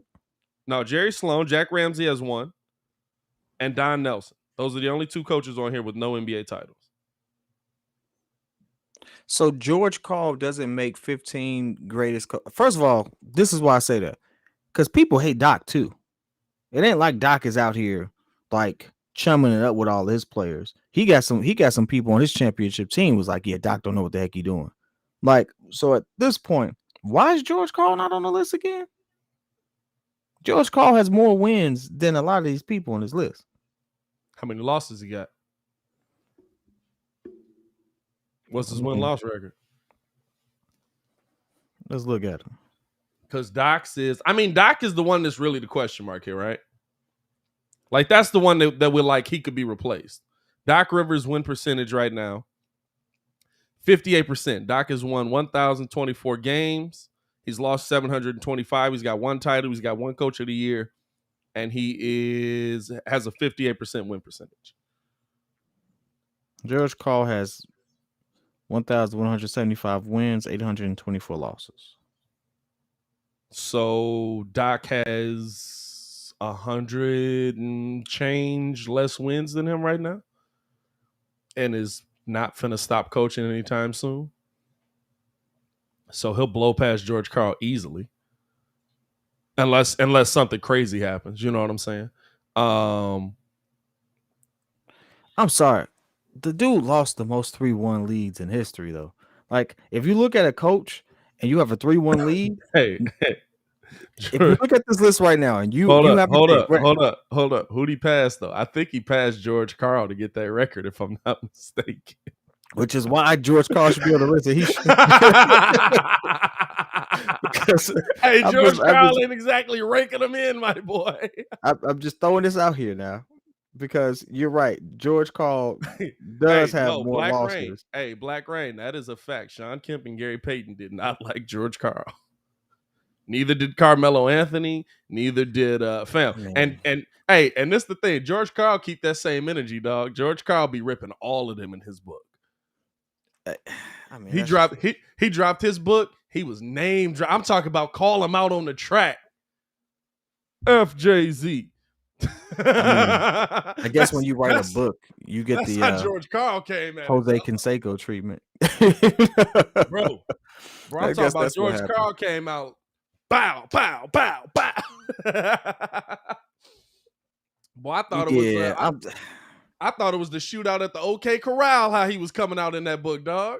All I'm saying is this: if I'm in the playoffs and I got a team that's up and has a lead. It's a lot of coaches on this list. I'm like, yep, we got this in the bag. They're going to make adjustments. But for some odd reason, that one guy at the bottom of the screen, second, if you're going from left to right, right behind Pat Riley, that guy on that list right there, I don't know. It's something about him in leads that's not safe. Right? Is it about losing in the playoffs? Is it about losing in those moments? Because if we're being real, Jerry Sloan lost in those moments. Jerry Sloan also had to deal with 2 runs of just generational greatness. I mean, I get you, but so did Doc. Doc beat this generation's generational greatness to the point, beat him so bad, he made him run to Miami to come back and try and beat him, and then he took that team to 7. I was about to say, hold on, wait. He ain't beat Kobe like that. Well, he did beat him once. Doc did beat Kobe. That's how they got their ring. That did beat Kobe. Doc beat a generational talent. Jerry Sloan did not. Jerry Sloan also had a team of dude fam. I don't. No, Jerry Sloan's team was nice. No, I'm thinking the second Utah team. Oh yeah, D. Will and Boo. Yeah, no. Jerry Sloan coached Karl Malone, didn't he? No. Yeah, no, that one I get. I was thinking his 2000s team, but yeah, he had D. Will, he had Booz, he had Kirilenko. Who else was on that squad? AK-47. What? They got to be the greatest. Is that the greatest nickname in NBA history? Yeah, but unfortunately in PC culture, we can't say that now. But we was definitely saying it all back then. Why can't you say it now? Because it's referencing a gun. It's a real gun. You don't want to say stuff like that on the airwaves. They have gun channels on TV or on YouTube. I'm not the reason we won't get a contract now. Listen, you about to double down on the gun you don't even own. Whatever. It doesn't even matter to you. Whatever.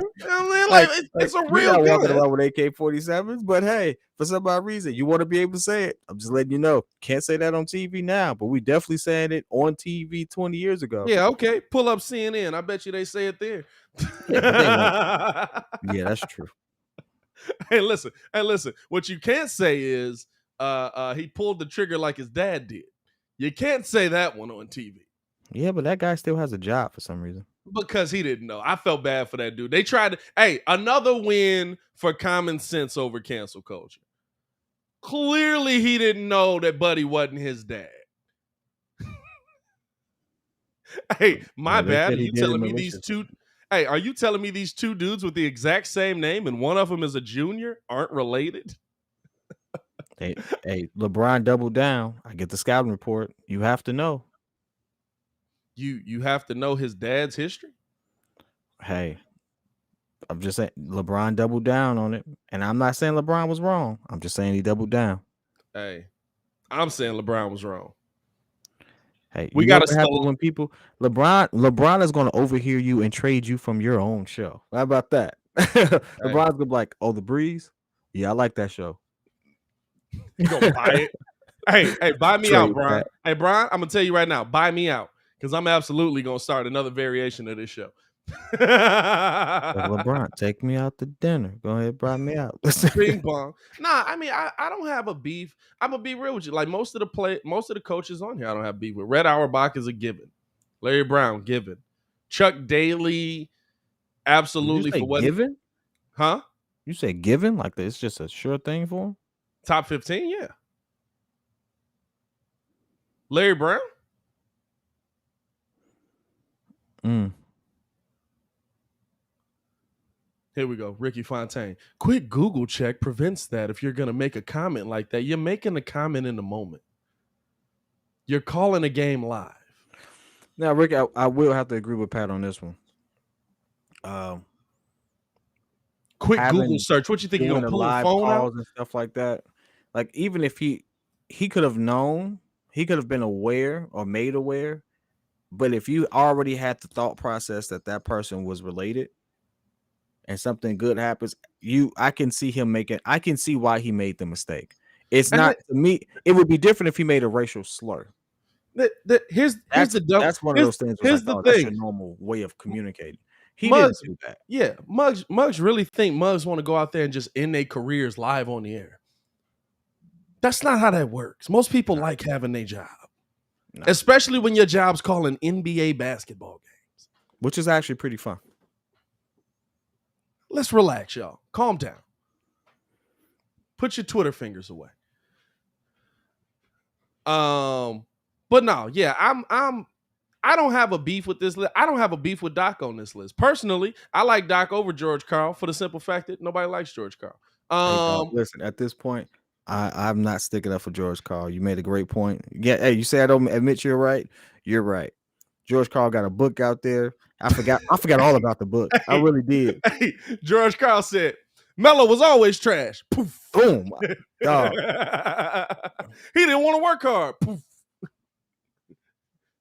Gary Payton was banging everybody's wife. Poof. For some odd reason, I believe that, though. Oh, yeah, for sure. Come on now. Fam, Gary got two sons. Gary's that dude. Gary got two sons named Gary. They're born 5 months apart. One is Gary Payton Jr. and one is Gary Payton II. Well, that's a tough existence because one went to the league and clearly one didn't. Hey, mom genes didn't work out. I guess so. Well, maybe that's the kid that was a side chick's kid and he didn't get the same attention. I'm just saying. Probably. No, one was definitely the side chick's kid. He said I think Gary Payton, the one that's in the league is by his the one that's in the league is by his girl that he was in high school with, that he went to high school with followed him all the way to the league. And the other one was just he was out on the road knocking chicks down. Hey, you know what's funny? Them dudes actually used to be like, yeah, I'm the man back in the day. And then they get older and they have to deal with the consequences of it. They be like, yeah, that wasn't too cool. It's like, I got nothing but a bunch of those type of guys in my family. They be like, yeah, I don't think I would have did that, P. Hey, I'll tell you this right now. Magic and Wilt ain't two of them guys. Magic living his life. Hey, Magic and Wilt stand by everything they did. They be like, hey, baby, that was just the 80s. Hey, Wilt wrote that thing to the end of it. Although he did show regret for the 20,000. He's like, it wasn't really 20,000, but it was a good thing for the book. It was a good thing for the book. Yeah. Yeah. He walked that down. So Hey, but here's the thing. It's still a pretty freaking high number, I'm sure. No, you know what I'm saying? Like the fact that you can come up with 20,000, how much do you think he's off by? I'm giving him probably 5,000. I'm gonna be honest with you, because of the time frame, dog. Or it was an awkward number. You know what I'm saying? Or it was an awkward number and he wanted to make it sound better. Like it was like 17.5. He was like, I just bumped that up to 20. It's basically 20,000. You round up. The stories of young Magic Johnson are the only reasons why I would even say that Wilt was drastically well, not what I worded that wrong.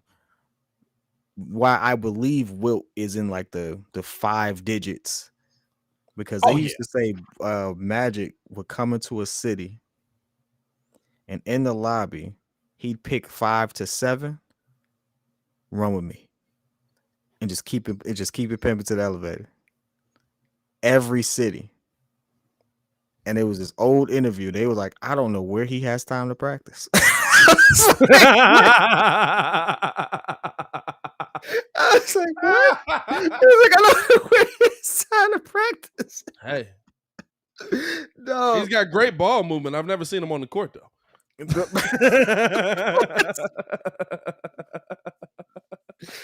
Oh, snap, dog.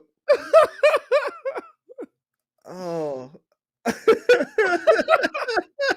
I don't know when he has time to practice. Man, listen. Hey, can you they got imagine how these great old pictures of Magic. That man got like 30 girls around him at all times. I was Bro, like, dang, Magic was really out here like that. Bro, somebody like, said that's why Magic was out here like that. Bro, they put the picture out. They had that picture on the internet. They said, I don't know, but I'm assuming this was the day. I'm like, y'all wild out here. Man, it was just the times, I guess. I mean, I'm sure celebrities move like that now, but and then you just see Michael Jordan walk in the room, just, oh God, no, oh no, I ran out. I didn't know what to do. I don't believe Mike when he said that. I don't believe Mike. You know what? The only reason I believe Mike may have done that is because at that point he's what, 22, and he ain't known nothing but Carolina. You know, down there back then, that ain't nothing but the Bible Belt. So at that point, he probably ain't known nothing but being down there with moms and the family and being in Carolina. You get up to Chicago and you just see debauchery. David, you are absolutely right. Adrian Woj. How do you actually say is Wojnarowski? Is Wojnarowski? Wojnarowski. All right. Anyway, it's spelled like it sounds like it's spelled Wojnarowski. Anyway, Woj just basically said, ESPN sources, although Brooklyn Nets guard James Harden wants to trade to the Philadelphia 76ers, he has resisted making that formal request out of fear of the public backlash that would come from asking out of a second franchise in consecutive seasons. Well, guess what? You know what, though? I wouldn't begrudge him. I wouldn't. Now, how he left Houston, I got to kill you for that. Because you left horribly. I mean, that was a trash way to leave. You forced your way out. You destroyed that franchise in the process of it. But I understand why he's leaving. You know what I'm saying? I understand. Like, I get why he wants out of Brooklyn. He said it earlier. He said, I thought the stability was going to be different. I didn't think I was going to be by myself. And not saying that, injuries happen. He probably could have dealt with injuries.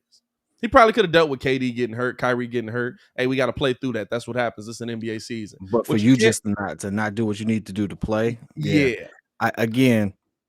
Y'all have heard me stick up for Kyrie, and initially I did. I honestly didn't think this buddy was gonna carry it out this long. At this point, I have no idea. I can't understand it. I can't get it. He is losing my support in regards to this stance that makes no sense at this point. He just is. I mean, I don't know. Science doesn't back it at this point. I'm just saying. I don't even think that the vaccination thing to me is the biggest issue. To me, I still blame Brooklyn for that. Brooklyn shouldn't have asked him back. Brooklyn should have never asked Kyrie to come back. That's on them. We're losing too much, so now we need you. That's a weak move by the organization. New York is a weird place. They just removed their mask mandate. We about to remove ours in February. At the end of February, I think. Well, we should have been removed ours. Well, Indiana really don't have one. Come on, dog. Indiana be like, yeah, mask mandate. And you walk in with the mask in your hand. I mandated it. But no, Illinois is about to remove theirs. But no, the thing with Kyrie to me is more so last year. Like, Kyrie just up and took a sabbatical in the middle of the season. I think that really hit a lot of people harder than what they let on. Oh, you know why though, right? Now, here's the one thing I do.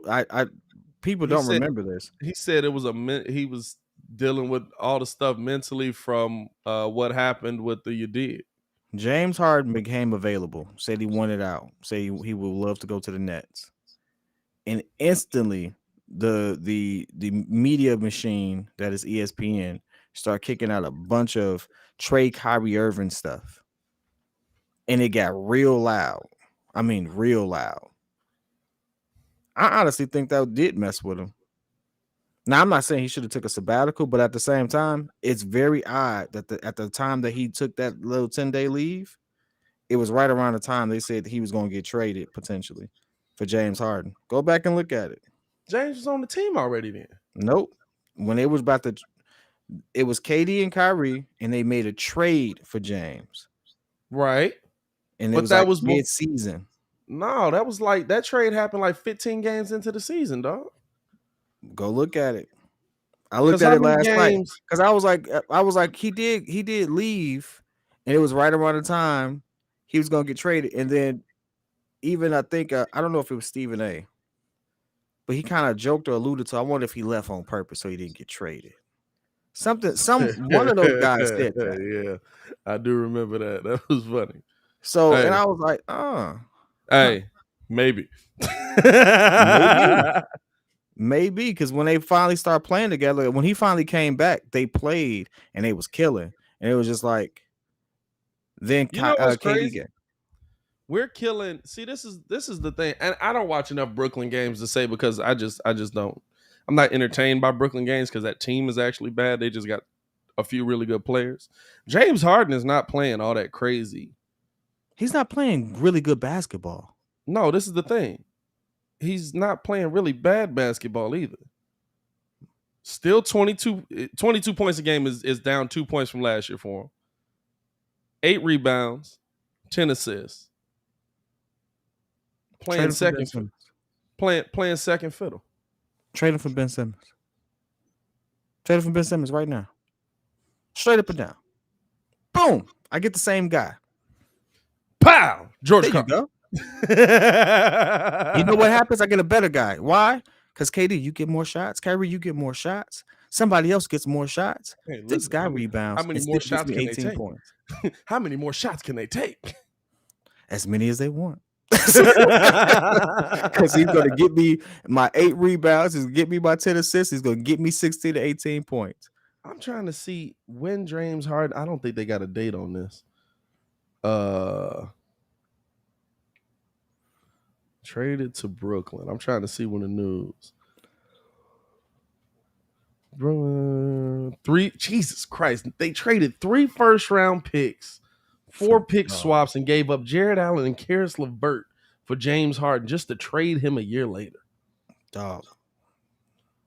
So this was February. So it's right around now. So yeah, I guess you're right. February 9th. Dog. Wait. Nope, never mind. My bad. They wrote this article now. They wrote this article yesterday. Oh, wait. Nope. Yeah, yesterday. Oh, whoa. What we got? It's not about the money when they did not. Breaking news. I thought so, but let's see. James Harden said, this is from Bobby Marks on Twitter. James Harden said it was not about the money when he did not sign an extension. If he's not traded by the 3 p.m. Eastern time, we will find out if that is correct. The cap space route for Philly would cost Harden between 70 to 100 M's. Gee, hey, listen. Hey. First of all, how much is a ring worth? Like that? How much is a ring worth? Plus, no. They diminish a roster that he could be signing. You said what? It's going to cost him. It's not going to cost him 70 to 100 M's. He won't be able to sign for the same size contract, which means that he can go to another team and make up those 70 M's in his later contracts. Like, in all actuality, in the grand scheme of things, he could re-up for another deal in his later years and make up a lot of that money they say he's losing. I hate when they word it that way because it's not how the math actually work out. But I guess you're thinking, hey, if you sign for this now, you know you're going to be getting that money as opposed to taking the risk and signing for it later. I guess if that's the logic, you say you're losing money, but it's not a realized loss. It's what's not on the table because we can't offer you the same size deal. Right. But year over year, you can still make the same yearly salary as if you signed that long-term deal. Maybe I'm the only person that gets stuck on that. Maybe that only matters to me. Probably. But it's just weird. I'll say this. It probably matters to James. Hey, $70 million is a lot of money to pass up. Hey, listen, I'm not going to lie to you. How much is the ring worth? After taxes, that's still 35 M's. That's a lot of money to pass up, How much Jay. is the ring worth? Good Lord. Hey, and he's getting out of Brooklyn, so that's Philly tax now, too? Well, how much Philly is not taxed the same way, is it? Huh? Because New York tax is higher. New York tax is way higher. I don't know, dog. That's a lot of money to give up. Hey. Hey, listen.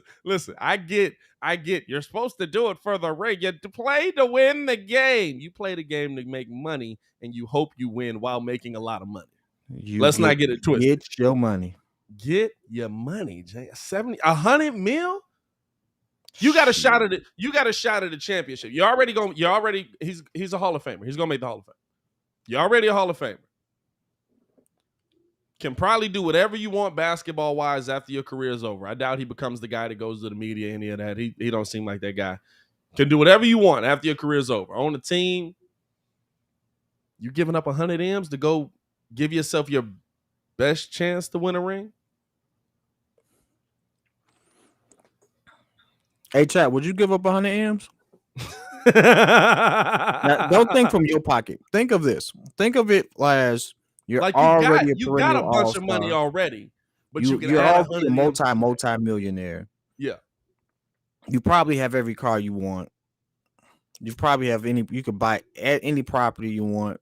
You have generational money already. Already got it. You're going to still make he's still going to make 80 M's in the next 2 years. That's his contract. He's going to make 41 this year, 47 next year. It's a team option next year, right?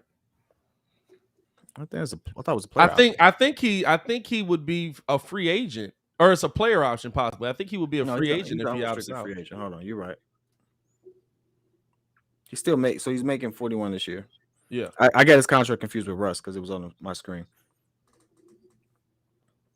Which is also get your money. Just also Yes, I'm generational money. hopeful. Yes, I You know am. that part. Talking about how much these people are actually making. Because I know they put a lot of time and stuff like that. They're the best in the world, stuff like that. But it's still 40 M's. That's a lot of money, dog. It's In a still year. 40 M's In a for year. Fam. And think about being Jimmy Butler. You get all of it. You didn't get what? I didn't hear that.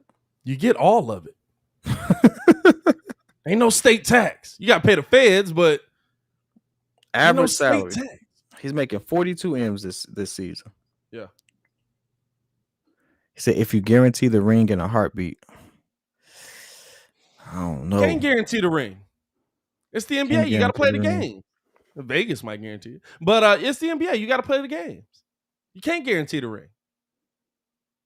You're trying to put yourself in the best position to win yourself a ring, but that position could cost you $70 to $100 million. It's a lot of zeros.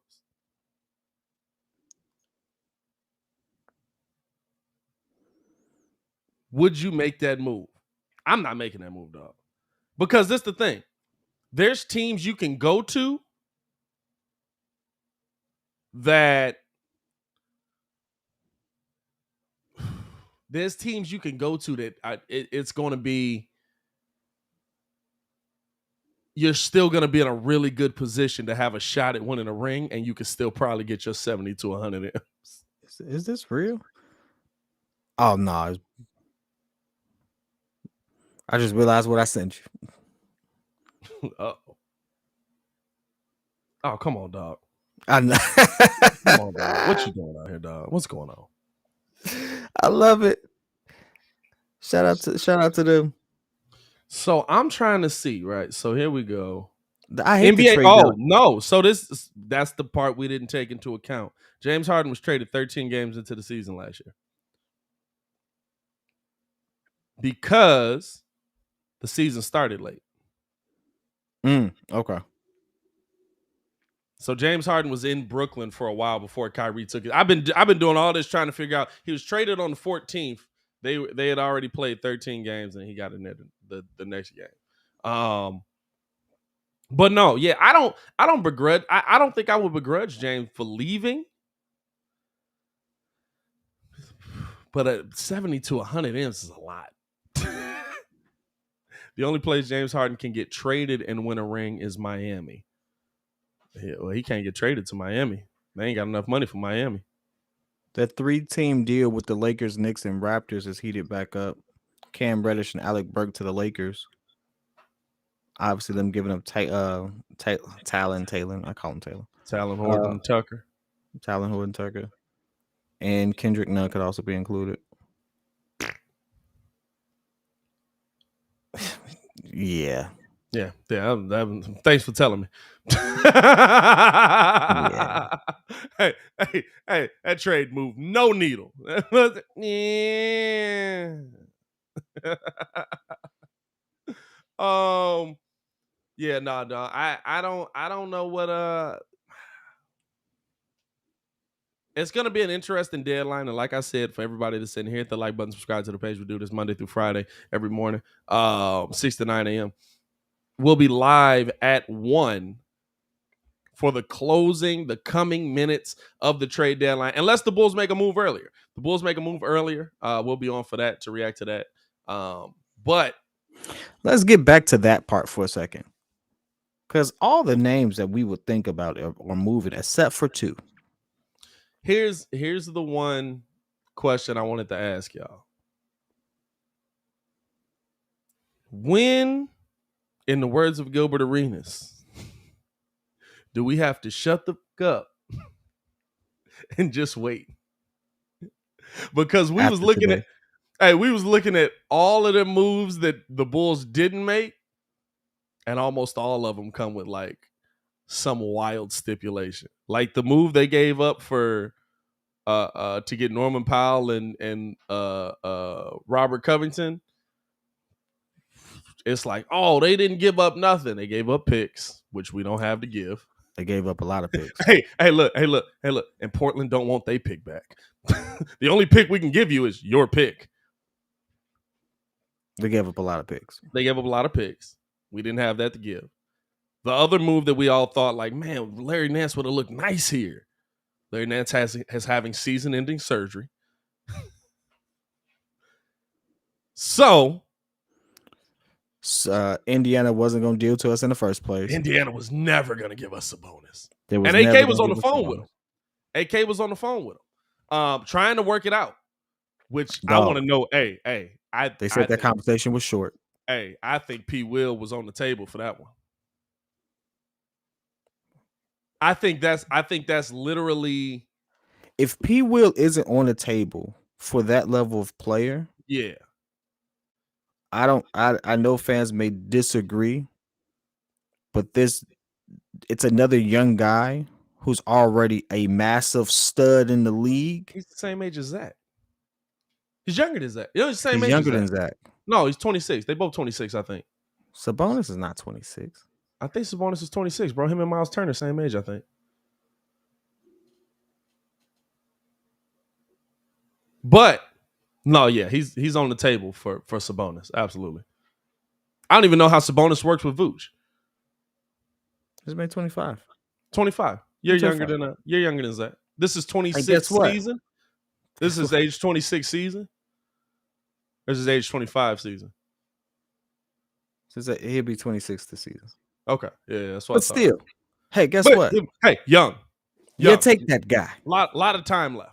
Patrick Williams is going to be a monster. Hey, I hope y'all right. Hey, listen, I hope we right too, because AK clearly thinks we right? But the part to me that the reason that wasn't going to happen, the reason Miles Turner's not going to happen, they got to go through us to win. And they're not trying to do that. They don't want to have to go through DeMar DeRozan, Zach LaVine, Nikola Vucevic, and Domantas Sabonis. Oh! Guess what? The only reason Philly is in talks to do this with Brooklyn is because they feel like they have to. No, Daryl Morey. He want his boy back. Daryl Morey, but because they kind of feel like that. Other than that, you rarely see big names get swapped within the conference. Within the conference, yeah. Especially saying in the division. Well, I'll say this: it depends on the team, right? Because like Portland's gonna try and buy their way back to the top, and they realize they can't do that with CJ McCollum on the team. That's going to be. Please don't go get Jeremy Grant. By the way, that'll be so dumb. He's not a big man. He's a 3. That's gonna be. Did you see the peanuts they got on their team? Go get Jeremy Grant. You need some help. Bro, it's not going to help. No, this is the thing, because they're going to put this team together. This team is going to be the exact same team. You put Jeremy Grant on that team, same team. Dog. What does Jeremy Grant do well? Drive to the bucket. He's a decent shooter, and he can play defense. I'm worried. You just traded that to New Orleans. I listen. He just taller. Dame. Just because Dame wants to stay. I'm a Dame fan, and this is the one time I'm like, hey, Dame, you did your job, man.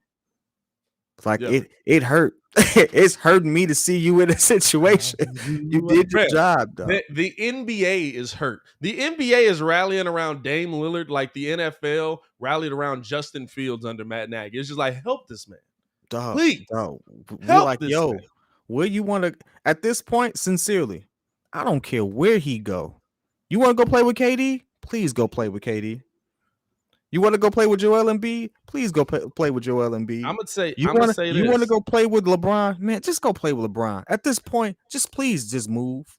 Here's a question, right? Because of the kind of guy Dame is, you know, he's gonna want to go to a spot that has that same kind of mentality, a loyal spot, loyal fan base, loyal to a fault. Most of the cities like that are the smaller market teams. Your Portlands, your OKCs, your Milwaukees. Please go to play with Giannis. Could that be a move? Could that be a move? Hey, please go play with Dang. Just go. It's gonna cost Milwaukee a lot. What's it gonna cost him? Chris Middleton? What's gonna cost you? Probably Chris and Drew. Probably both of them. Nah, you ain't getting both. It's probably what it's gonna cost. Can't probably what's gonna cost because they both making 20 each, right? And Dame making 40. Hey, listen. Hey, Dame got the keys to Portland. This is what y'all don't understand. Dame could leave and be mayor and own the town. Like, no, Portland don't want him here. I got people in Portland that's like, nah, dog. I don't know what we doing, but I don't like that. I got people in Portland. Hey, legitimately. This is what's funny. I see Muzz in the chat talking about Milwaukee doesn't need Dame Lillard. You don't need nothing. Do you want Dame Lillard? At this point, it's pick of the litter. Drew is 4 years, 160. Hey, Drew getting the bag. Hey, Drew deserves a bag. Drew deserved a bag for sure. Hey, just like, you know what? I can't say it's like Iverson and Philly, though, because they kind of blocking Iverson out of that team. Even AI went on an interview, and he was like, I don't understand why I'm not a part of this team. In some form of what? Ambassador, coaching staff. He's like, I love this team. I want to help this team win. I don't know. I mean, he's king of Philly. Like, he could walk around. Well, I don't know. King of Philly. No, he king of Philly. You touch AI in Philly, Well, you can't touch AI. I mean, listen, you can't touch a lot of these muzzles. But I don't think there's a hood in Philly. Philly loves him like he's literally their son. Yeah. So I don't see that happen. Like, Philly got it. The organization, trash. But Elton Brand need to go in and do some things too. Is it still Brand? Is it Morey and Brand still? Is it more? I think it is Brand.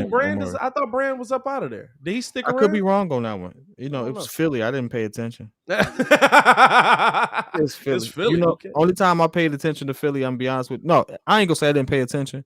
I just knew we kept getting beat, and I ain't like getting beat. So I was like, you know what? I don't even want to entertain this real quick because all I see is Joel Embiid 10-0 against the Bulls. Yeah. It's like, dog, what? I'm intrigued to see how. I don't know why that just made me hungry. I've only had a cheesesteak once in my life, bro. So listen, that means you got to come with me then. I said I have no reason to want to go to Philly. It's nothing. Like, okay, we in Philly. Like, what I'm gonna see, Muzz riding around on ATVs. They do that in Chicago. Much more illegally too. Like, they hit the sidewalk, they back off the sidewalk. You know what I'm saying? Like, come on now. It's wild that we do that in Chicago. To be honest with you, that's the first part. I've never had a Philly cheesesteak, and I said the only reason I want to go to Philly is because they say there's 2 cheesesteaks you got to try. And so I said, I'm gonna drive down to Philly. I'm gonna get the cheesesteaks. I'm gonna stay the night. I'm gonna drive back.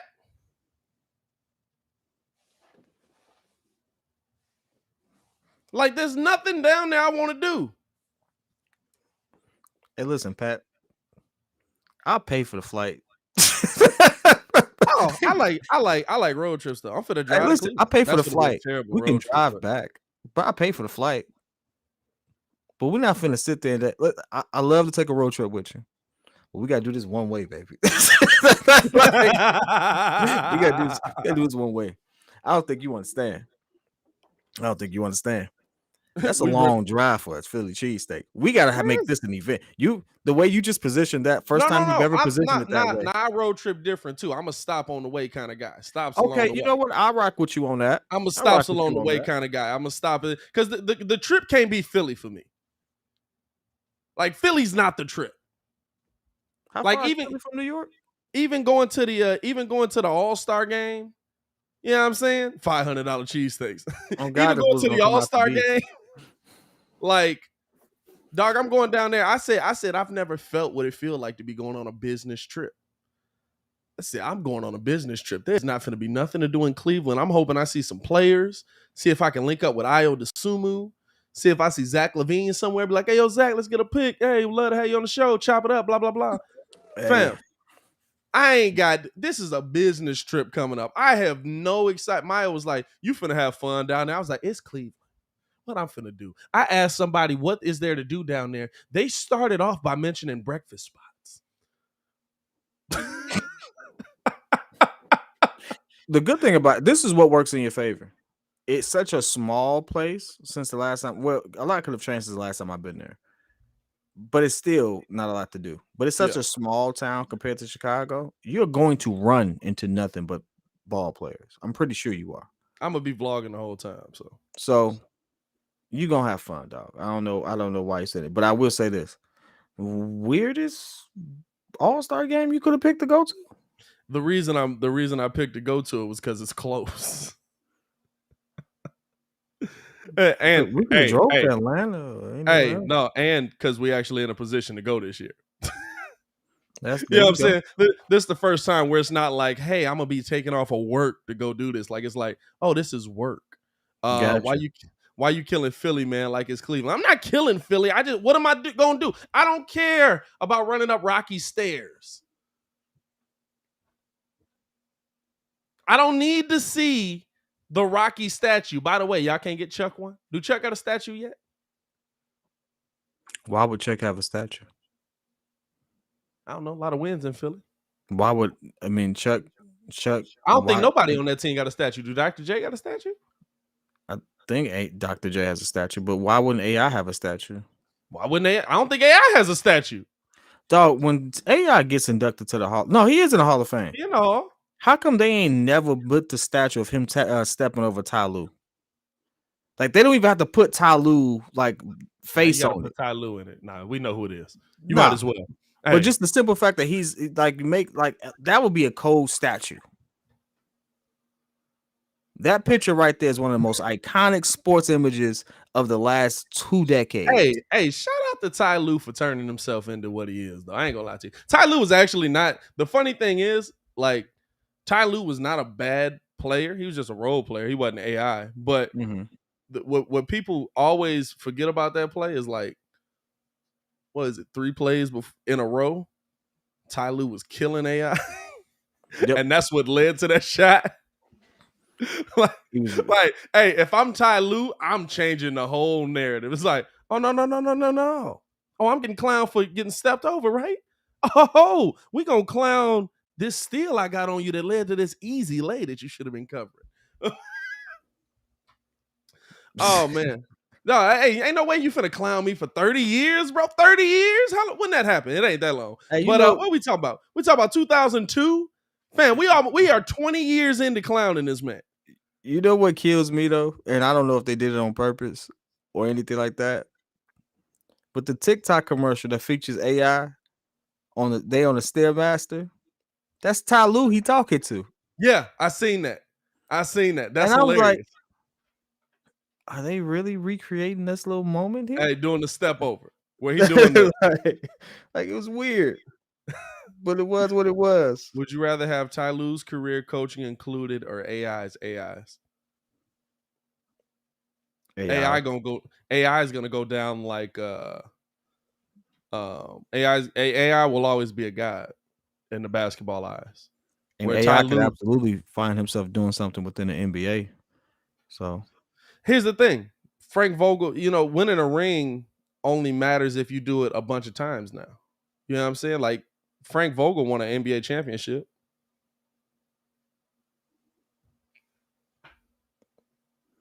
I'll never forget. We do not care. We do not care. We do not care. Y'all remember that coach in Cleveland that got traded? Like 10 games into the season?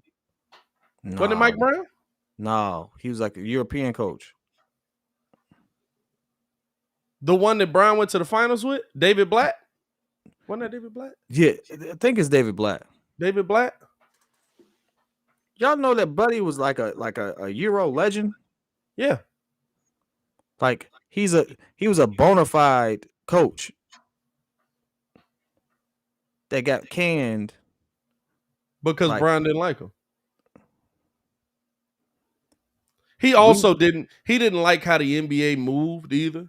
He went back because he didn't like how the NBA moved. He could have still been coaching in the NBA. He went back over to Europe, and he was, a lot of dudes go back over there, one, because they get the bag, and two, because you comfortable. He's an Israeli coach. Yeah. But Buddy was cold. Like, record-wise, yeah, it's pretty good. And when they fired him, guess what his winning percentage was? Well, he only had, one season? 1.5. Guess what his winning percentage was? He only had one season with Cleveland. He said he sucked. You don't suck going 30-11. You don't suck going 53-29. He went to the NBA Finals. They fired him with a winning record. No, he went. He went to the NBA Finals. They lost. That's the finals they lost. Hey, I was always like, it worked out. They end up winning a ring. Cool. But it's still the simple fact that we will kill David Black. And he was a winning coach. And the most winningest coach that the Cavs have had. Based off his entire record. What, by win percentage? Even if you said, hey, let's just only count his NBA season. His win percentage is 67%. I don't know if he's the most winningest coach the Cavs have had. The Cavs won a lot with Craig Elo and them boys. They won a lot. They were like first in the NBA, first in the East for a while. Like, the Cavs won a lot of games. That's why the shot on Elo was actually big, because it was like that was Michael Jordan upsetting. Nope. Those were plumbers. Yeah, no. Those are plumbers. Hey. Oh no, I want you. No, Pat. Nope. Jordan paid. He played plumbers. That's all it was. I want us to keep that narrative up. Anytime we mention Michael Jordan, any shot, he played plumbers. Not the fact that the Cavs were good. Not the fact that the Bucks was running the East back then. Not the fact that there was like three 50 win teams and 2 60 win teams that he had to deal with. Like, none of that. Don't mention none of that. They were plumbers. Yeah. Get your tool bag. Get your tool bag. Oh man. No, dog. Like, it's, you know what I'm saying? Like, I hate the fact that we're in this weird space where we're like, man, something is about to shake. Dog, don't it? I hate this part, because it's like you want to keep things going, but you want to be agile enough to pivot. Yeah, let's switch gears a little bit, just in case something do shake. We are in that weird space. It's like we just looking at Twitter, just like, hey, so good morning, y'all. Glad y'all here for the morning show. Are you also waiting for the NBA trade deadline news to break? You know what's gonna happen. All right, y'all. We'll see y'all next time, man. Appreciate y'all for tuning in for another episode of the Morning Breeze. Y'all stay safe out there. Peace. Boom, boom, boom, boom, boom. The Chicago Bulls have traded. The Chicago Bulls have traded. The Chicago fam. I feel like that's what's gonna happen today. Oh, we got a vibration. Hold on. Nope. I feel like that's what's gonna happen today. Like, we no, it wasn't nothing. He was about to move on. It was like, wait, I got something. Yeah, you know what I'm saying? No, I feel like that's what's gonna happen today, dog. No. I feel like we about to I feel like it's about to be like, man, maybe the Bulls not gonna do nothing. Next thing, you just go hear like 17 trades come down. I'll be like, we got a whole new team. What just happened? All right. So now I gotta ask this question. Now, this How is did we get Kevin Durant? Dog. I had a drink. Here's something I really want to know. It'll be one of them. What did you trade Kevin Durant for? Bubblegum sticks. How does this work? You can't make a call for a trade after 3 o'clock, but if you were already engaged, you can complete your trades. Is that what it is? No, everything got to be done by 3. If you're not done by 3, you get fined. Like the Bulls just got fined. How much is the fine? You could lose picks. You could lose, the trade could be declined. You could lose, you could lose a lot. They could reverse the trade. You could lose a lot, dog.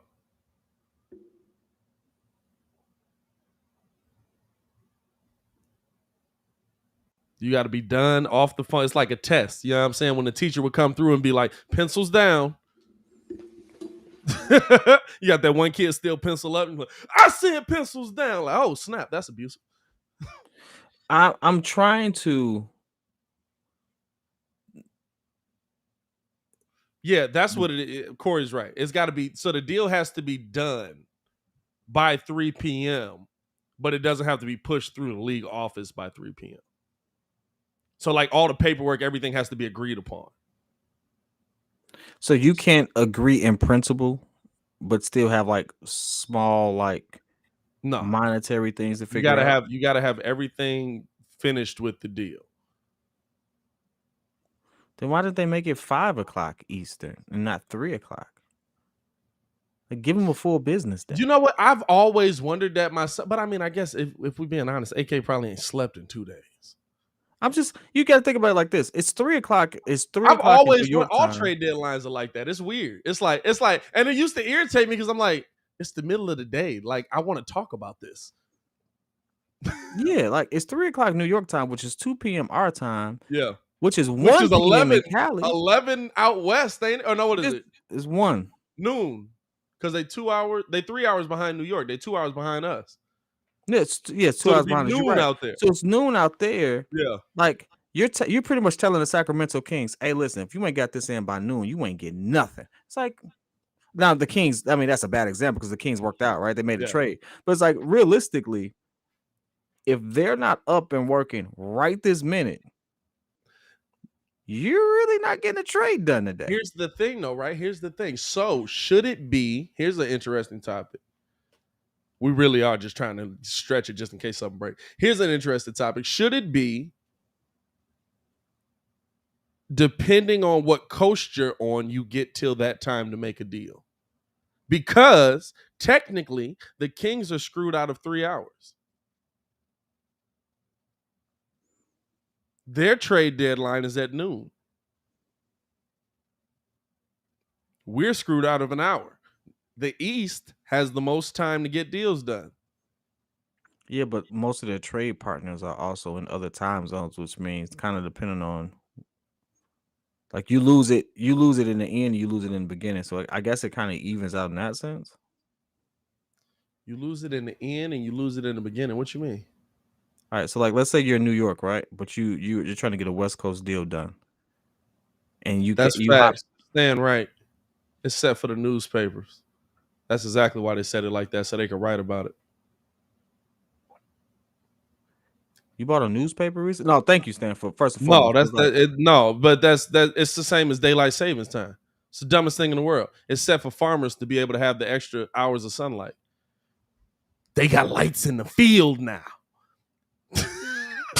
Stop setting the clock back. Hey, you took that personally, didn't you? Fam, it's so dumb. You know what it is? You know what it is? It's dumb because the country as a whole refuses to evolve from the 60s. Most of the stuff let's be real, from the 40s, most of the stuff we do is still based on us being built on factories. Like what? The way that we run school systems. Oh, that's a fact. Is to train children to be prepared to be in assembly lines in factories. That's why you walk in straight lines. That's why you sit at desks. That's why you have to focus here on one thing specifically. Even though Timmy's over here with ADHD, he's flipping tables for no reason. I was Timmy. Yeah, me too. Except I was a drummer, so I had sticks. So, you know what I'm saying? Like, we refuse to evolve our society. Everything we do is still based on, heck, how we run our factories in the industrial world is based on how they were run in the 40s and 50s. The prints are still the same. We didn't adopt the metric system. Didn't adopt the metric system. You know why? Because some king's foot over in England was 12 inches.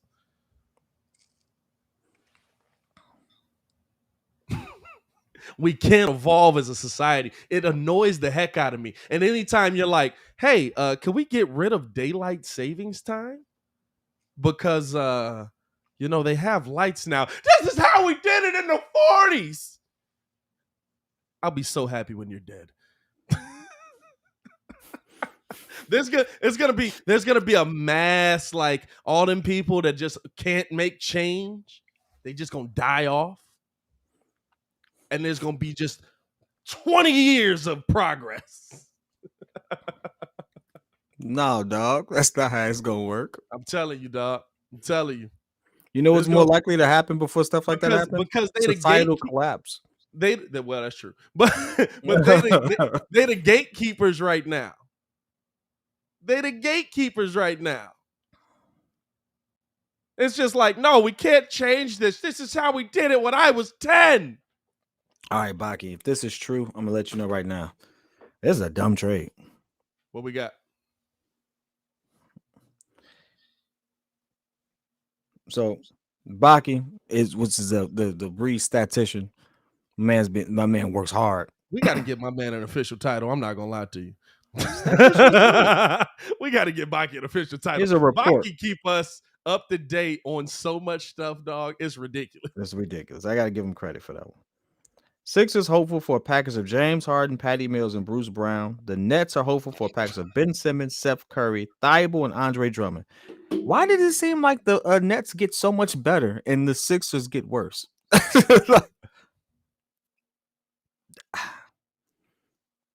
So I'm gonna give KD a rebound. Hold on, no. Bruce Brown is the young dude we like, though, right? All right, Pat. You almost made me cuss. I'm like, what? No. Bruce Brown ain't Buddy. That's Buddy. You said you wanted the Bulls to get, right? No. I thought they had a young dude over there that was. I said I like Claxton. That was a different one because he was balling last year. Maybe I'm wrong. It was Claxton for me. I'm gonna let you know right now. No, it definitely wasn't him. 25 years old already. I'm gonna let you know right now. Oh, trash. Jesus. Trash. Jesus. This dude ain't never been good. Yeah. You talking about Bruce Brown? You talking about Bruce Brown? Yeah. Yeah, I don't know what you meant by that one. I was gonna let you live, my dude. And he got worse. I'm gonna let you live, my dude. He is young. He only been in the league 4 years, but dog, yeah, no. No, according to you all, you can turn it around, right? You gotta let it develop. Hey, no, you do that. You do that with your first round pick. That's fourth overall. You don't do that with the second round pick. That's 42nd. You get him the heck up out of here. Poor man's Draymond. Real. You know what? Listen. You know what this is? Hey, Baki, that's disrespectful. Poor man's Draymond. This man got averages for a career 4 assists. Listen, you know what this looks like?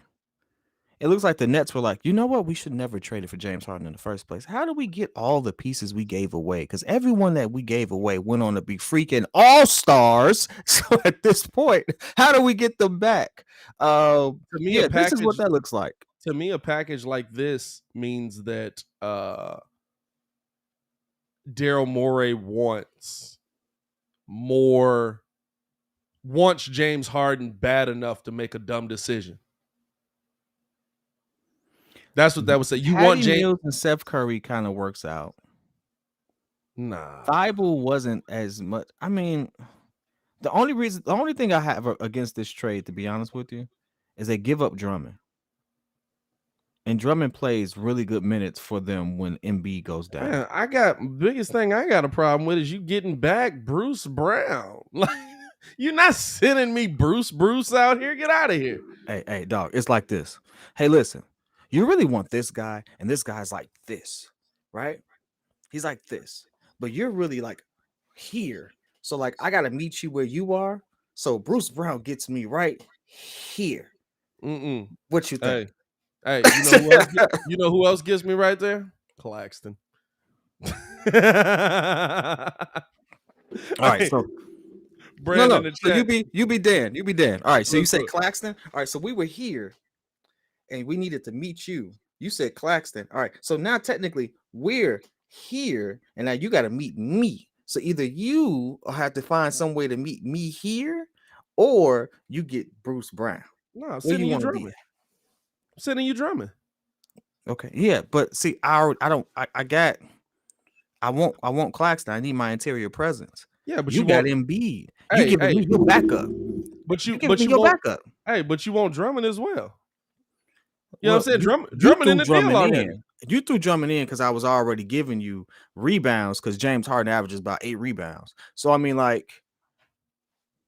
Ben Simmons ain't been on the floor. At least you know what you're getting right here. Hey, James Harden was an MVP with you. I mean, come on, listen, man. Like I'm sending you a 28-year-old. What can we call him a? I mean, based on his rebounded numbers, he should be. he's a Hall of Famer. He got a case. He's a Hall of Fame He's rebounder. got a case. He's a top 5. He's a top 10 rebounder. Andre Drummond right now is a top 10 all-time rebounder, percentage-wise. I'm sending you a guy who. I mean, what is Thibault even doing? Who is? Oh, you know what? I tweaked. I saw Thibault. I was thinking Maxey. No, you're not sending me Max. You're sending me Thibault. Oh yeah, that's not bad then. That's not as bad as I thought. It's not as bad as a deal. No, it's not as bad as I thought. I mean, he's averaging 5 points right now. Now you know what? Yeah. Listen, as much as I clown Joe Harris, I would rather get Joe Harris back in that deal. You're not getting Joe Harris. The fleece, to be honest with you, all right, let's look at this. If this really works out, the fleece is a simple fact that the Nets got so much better defensively. They got so much better on the interior, and they got a shooter in the deal to pair with KD and potentially Kyrie. That's the fleece, because now they still have a really good 3-point shooting team. Yeah. No, agreed. And I'll say this. That's a different team with Drummond on it. Yeah, because now they still got LA. They still got what Blake y'all got to Griffin. understand is Drummond with the last 2 seasons has had 2 down years. One of those seasons was spent with LeBron, where we say everybody has to adjust their game and play with Bron. The other one, he's the backup center to Joel Embiid. Before that, when he was on Cleveland without LeBron for 2 years, 18 points a game, 13.5 rebounds 1 year. His last year there, 11.1 rebounds a year before that. That's pretty much been consistent with him going back to Detroit. No, Thibault is a clamp. I get that. Thibault is nice defensively. You get better defense. That's a better. Brooklyn would have a better team, and I will be back to the point where I'm like, yeah, now I'm worried about them for a championship run again. I'm gonna say this real quick. I like that. That's an even trade for me. I like that trade. I like how you started it. I like how you slowly talked yourself into it, because it started as, hey, if this trade is true, this dumb as heck. It's dumb. No. I still don't think it does the Sixers any good, but I'm not looking at it from the Sixers perspective. I'm not. I'm looking at it from BK's perspective, because I do want KD to win another ring. Like, I really do. Yeah. So because of that, I'm being biased and saying, hey, what team setup gives KD the best opportunity? Because skip Philly. Yeah. I ain't gonna lie to you. I'd rather see Joel get a ring. Just because I've seen KD get 2. I'd rather see Joel get a ring. Yeah, I don't want Harden to get one. So that's a fact. That's a fact. I don't want James Harden to get one. I don't know why. I'm such a hater, dog. That is a fact, dog. I'm a hater. I gotta admit it. I just gotta keep it. Oh no, how he left? Down in Houston, I would have been cool with him getting one. You know why I don't like James Harden? How he treated CP3. Oh, I don't like. That's why I don't like what's his name. If that's the case, you shouldn't want whatchamacallit to get a ring. I don't like D'Antoni. It's the dumbest thing. That's the dumbest thing I've ever. Well, he on the coaching staff for Brooklyn. That's the dumbest thing I've ever seen in my life. You got CP3 on your team. You let James Harden control the ball 56% of the time. What? The one thing I would say about James Harden is, Steve Nash, is it's your first coaching gig and you want to get the best people around you. And the one thing that D'Antoni did do is he created some of the most high-powered offenses, which trickled down into really what we see with Golden State, just the way that they play it. Yeah. but I don't know how you have the second coming of Steve Nash on your squad and you still say James Harden dribble the ball like that. I don't see how James Harden sees what CP3 brings to a table, and you're not realizing the basketball savant that he is and just accepting your role with that. Like,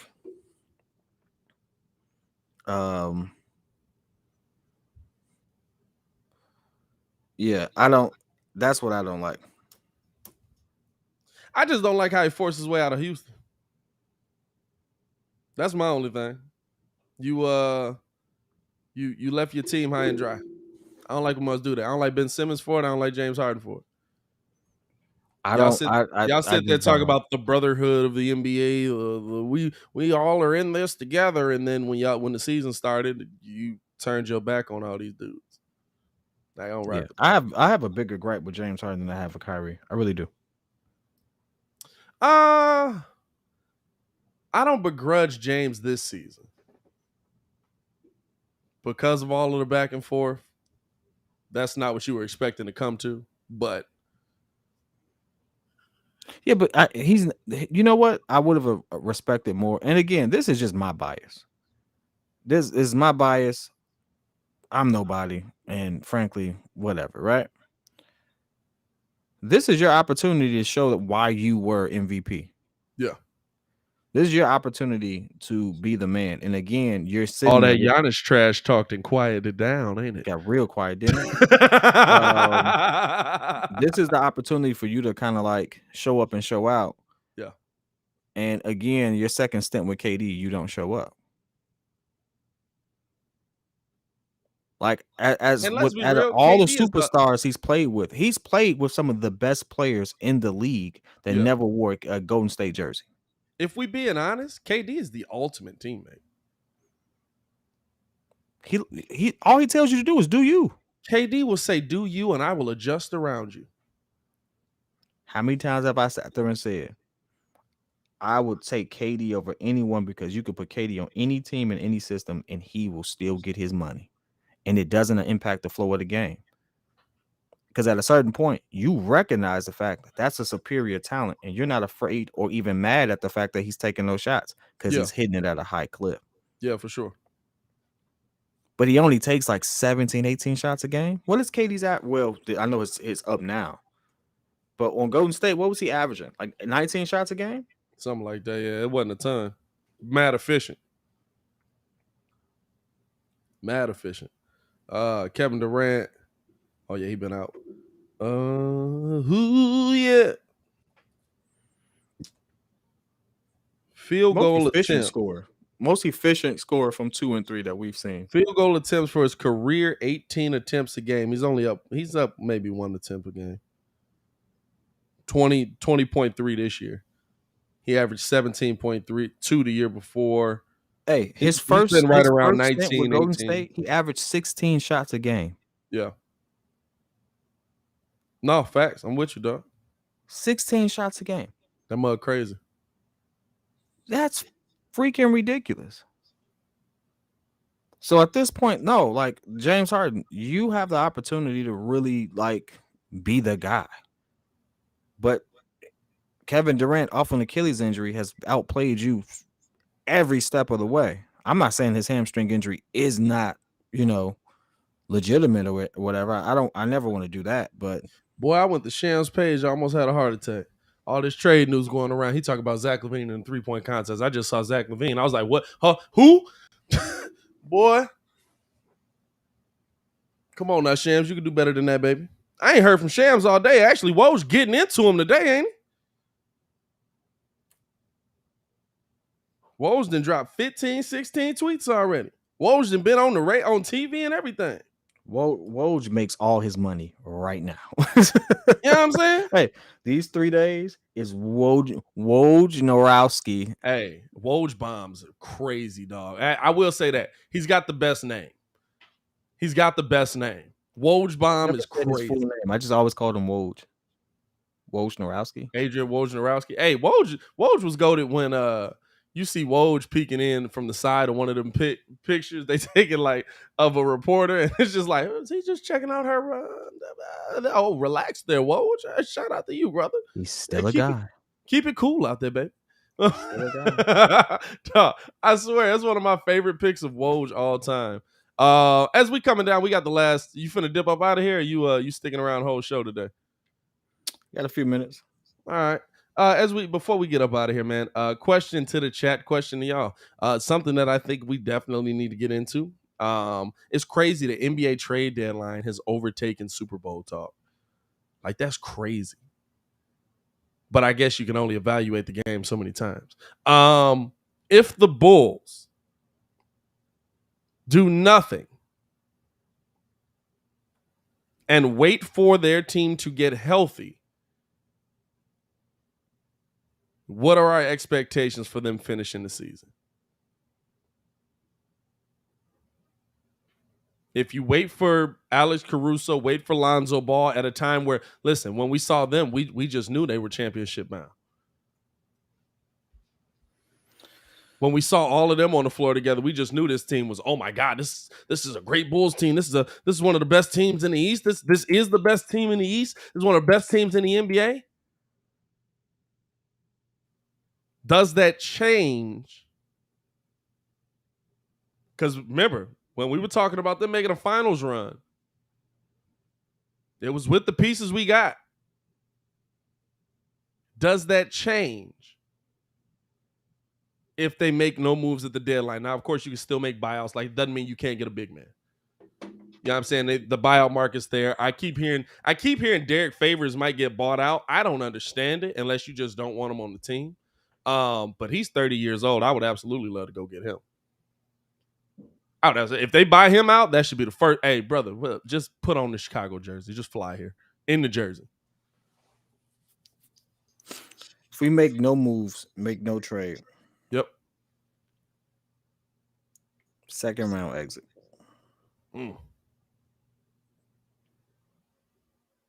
Second round exit. Competitive second round exit or just washed? You know, I make it a game 7 and make it feel better. But if nothing changes and we just get our team back healthy, we get exploited so much in the paint. And the numbers don't lie. Healthy, not healthy, we get exploited against the better teams in the league so much, which is why I say second round exit, because at that point you're facing a better team. You're facing the better teams in the league at that point. We would get exposed by, like I saw Milwaukee come up. We get exposed by Milwaukee. We get exposed by, like, it's not about, like, here's the thing. We can't wait till the playoffs come and say, yeah, we're going to do better on our defensive scheme. Like, we ain't been doing this all season. It ain't going to just show up in that same, you know what I'm saying? Like, well, it's not, no, this is the thing. It's not all season. Well, inside is different. In the interior, that's what I'm talking about, inside. The interior is poor. I will say P. Will defensively at a minimum does change that. JaVale McGee exposed us. Yeah. This is the thing. And it's about, everybody's going to kill Vooch, trade Vooch, blah, blah, blah.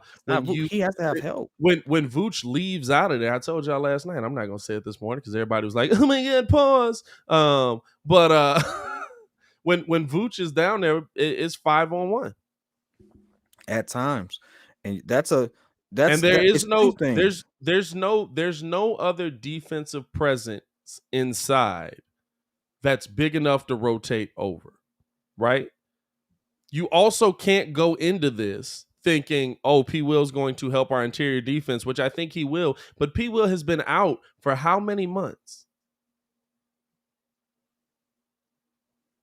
P. Will has been out for you can't expect him to just come back in and all of a sudden the dude that's in his second year in the NBA is going to be that dude. Listen, not only that, what are we looking for P. Will to do? Interior defense or rebounding. We know he can do one well, but he doesn't do the other well. He still has to have a learning curve. And he's afforded that right and opportunity. So because of that, I'm not relying on him to have this iota sumo impact when realistically, I tell you, it's more of a coaching thing too. Because you can coach, people collapsing. You can coach that. Think of all the teams that play small ball and how they collapse in the paint and stuff like that. You can absolutely coach that. Yeah. So it's one of those things where it's just like, man, we ain't been doing it all season. I don't see it. Even if we start doing it, I don't see it getting better. And then eventually we're going to face a team that is just as equipped on the perimeter with better interior presence. And that's just not going to work because you're going to always leave somebody open. That's just how it works. Yeah. It's a problem. No, it's definitely, but here's the thing, right? There's people that will be bought out here. Now, unfortunately, most of them you can't, that we want. Can't go get. They're not finna buy out Daniel Tice. So I don't know why people keep saying Daniel Tice. They're not finna buy out Daniel Tice. They're not going to buy out. They might buy out Thad. You can't go get that. We can't get that. I don't know if we could possibly. That has to get what traded. is it? If you trade a player away, that team can't trade them back to you, right? It has to be a third party trade. So, like for instance, if we wanted that bad enough, we'd have to find another team, work out a deal with them for them to receive that and swing them our way. Yeah, no. So we'd have to be like, yo, Indy, we want that. You know what? I'm not gonna lie to you. Let Thad live in our memories the way he was. Because you'll get Thad back, and he won't be the same Thad, and then you're gonna be killing one of y'all favorite NBA players. You know what I'm saying? Like, come on now. Thad became a Chicago Bulls icon because of how hard he worked for us. That's all. We love seeing the hard work. Thad worked hard for us. Let that memory live. Because you'll get Thad back in here, and guess what? Thad gonna start looking 37. Because guess what? Thad's 37. Old. Thad is 37 years old. let that memory live in your mind of what he was. Let that memory live in your mind of what he was. He was great. He's up there. He said he's 33. He's 33? I thought that was up there with Brian. He just looked 37, fam. Hold on. Let me double check this. I just made this man old as dirt. Hold on. You did just give this man extra years. No, I thought he. Yeah, dog. He's 33. Dang, dog. You just gave this man 4 extra years for no reason. Oh, that's on me. Though. That's on me. That's my bad. He do need a haircut. Hey. Take a Yeah, moment dog, to just. That's on you. That's on me. Hey, that's my bad. Hey, players mess up. Let's take a moment to appreciate how goated this pick with Woj is, by the way. That's why Woj the GOAT. That's why Woj is the GOAT right there. That man is a legend, an icon, and we shall protect him for all of our days. What team did she play for again? No clue. No, Atlanta, I believe. I think she's on the Atlanta. Was it the Dream? The Atlanta Dream, right?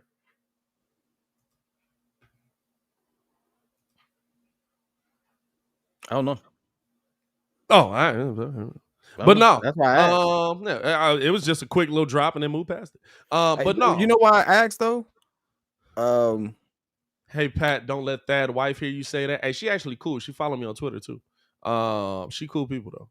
I was tweeting her about Thad.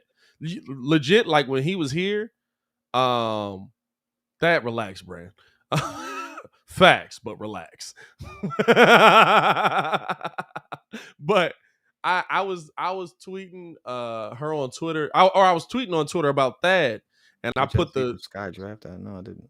I put the tweet up of like Magic Johnson like cleaning the glass, or Magic Johnson, Thad Young cleaning the glass. What was it? Hold on, I'm having a stroke right now. Give me a second. Thad Young playing. Are you having a Woj moment? Yeah, Woj looking over like, God, that no. Thad Young playing. He but it's like the blurry picture cleaning the glasses and then Magic Johnson. And she retweeted that. She was like, exactly. And I was like, hey, man, I love your husband. We'd love to have you on the show, blah, blah, blah, blah, blah. She was like, or your husband. And she was like, oh, yeah. Hit me with the follow. It was cool. It was cool stuff, man. That's all it was. But I think she still followed me. Shout out to her.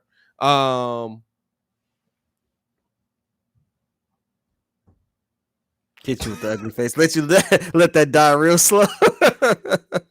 Like, okay, I heard you. I heard you. Did Brian sit on a fan last night? Baki, what the heck you tweeting me, though? But no, I mean, to me, we were talking about this team. We were talking about this team as a top team in the Eastern Conference, a team that can make a deep run without those pieces. We were talking about this team as an ECF team without those pieces because of how they were playing defense. While, yes, we were still giving up points in the paint, we were a top 5 offense and a top 5 defense.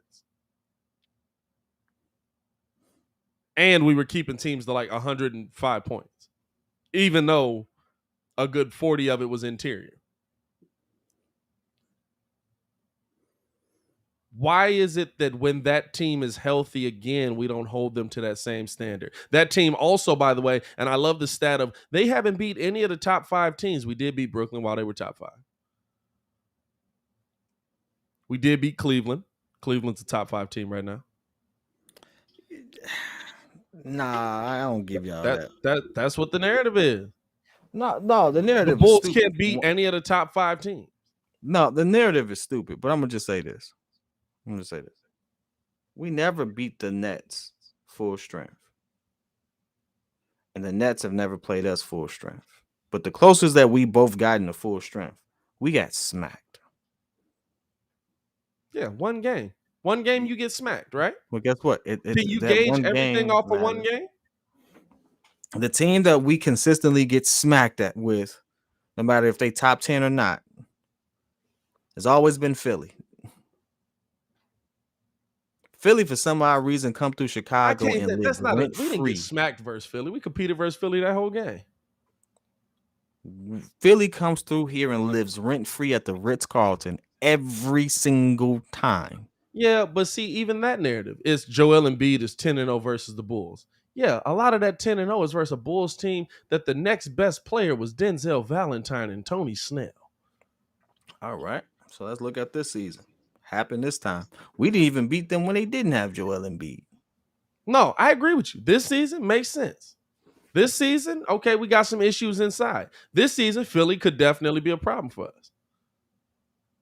Right? But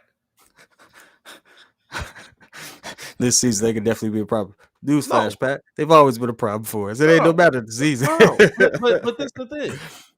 They get James Harden. Now, listen, they go get James Harden. They go roll in here, and then they're not gonna just smack us. But see, even that, you know what I'm saying? Like we've competed in all of these games. Yeah, you might come out on the losing end of some of these games. That don't mean you're gonna do that in the playoffs. Guess what? The Bulls dominated the Heat. They just did. Regular season, the Bulls dominated the Heat. 4-0 them. Didn't sniff. Let's be real. I love them teams. We didn't sniff an NBA Finals. Game 1. We didn't sniff an NBA Finals. And yeah, all these things work matchup-wise, defensive-wise. This is going to happen. That's going to happen. You don't know till the playoffs. That's a fact. Our first win could be in the playoffs.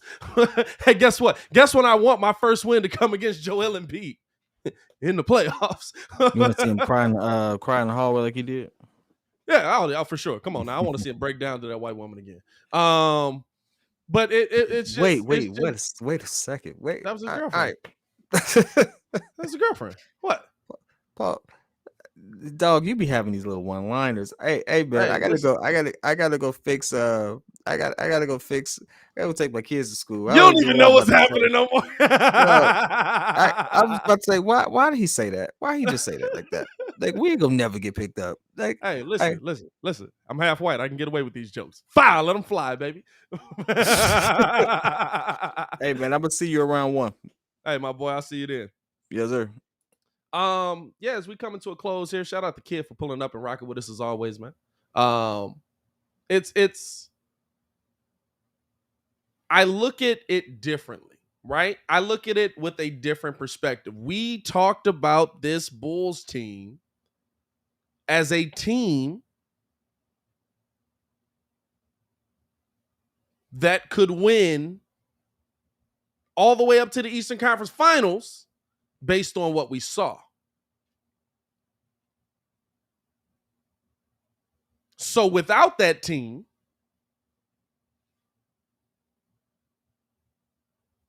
the Bulls are struggling. Now all of a sudden we're a second round exit. Now all of a sudden we can't compete with the best in the East. Now all of a sudden we can't be the top team in the Eastern Conference. Now all of a sudden but we're still what, top 3 right now?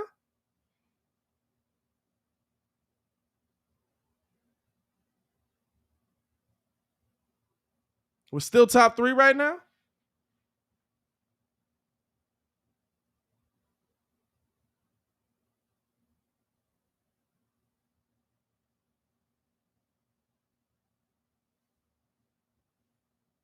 So if this Bulls team is 100% healthy,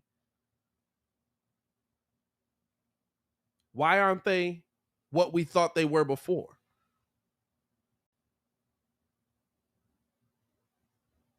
If this team is 100% healthy, why aren't they where we thought they were at a different time? Because now we lost some games in a row.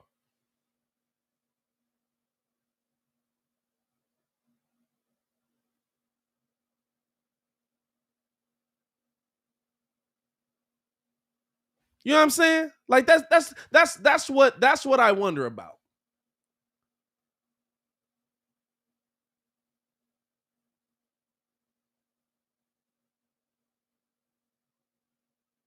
That's what I'm looking at here. What happened to our expectations of this team?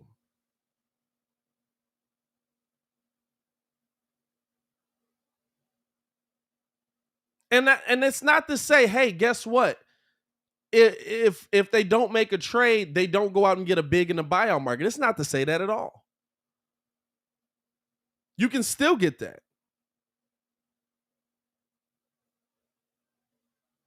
You can still get that.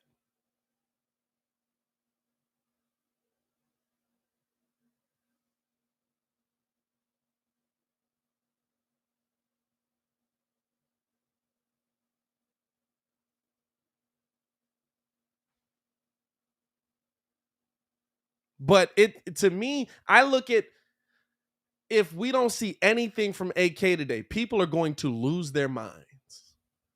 People are going to freak out. People are going to be like, oh my God, the Bulls didn't do anything. They're so bad. We're top 3 in the Eastern Conference. We were trying to figure out what the playoff game was last year.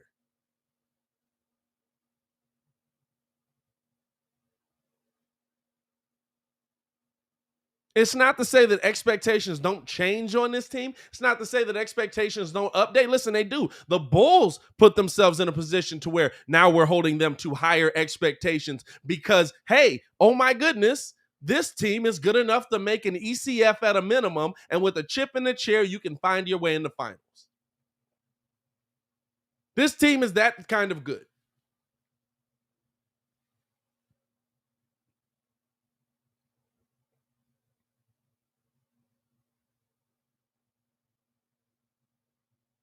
So the biggest issue the Bulls have right now is health.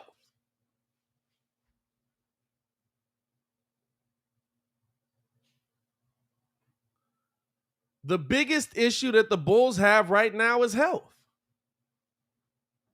If they're healthy, what do?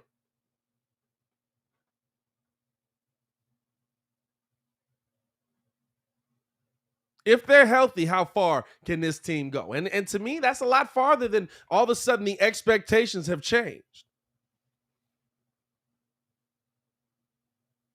What the heck is Kid talking about in the comments?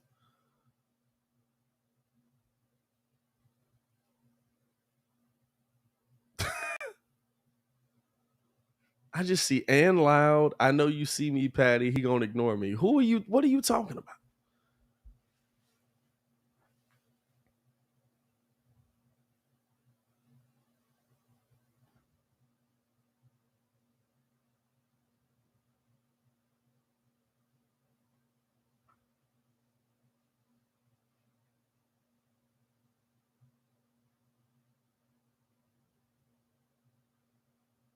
This team, to me, if we see AK make a move today, he's gonna make the right move. That's the one thing that it seems like we can guarantee, right? If AK makes a move today, it's gonna be the best move for the Chicago Bulls.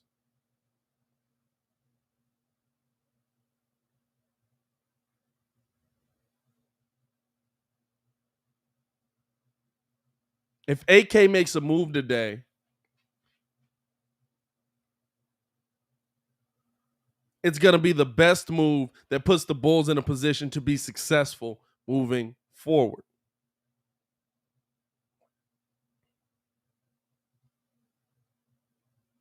And that's all I can hope for out of my GM, dog. Honestly, that's all I can hope for out of my GM.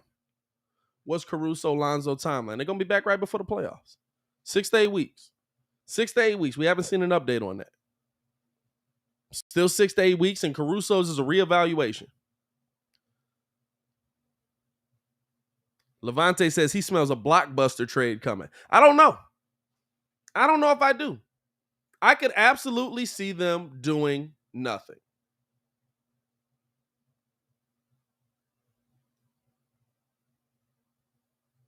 I could absolutely see them sticking with what's in the building and saying this team isn't healthy, but when it was healthy, we were the best in the East. Why does that change now?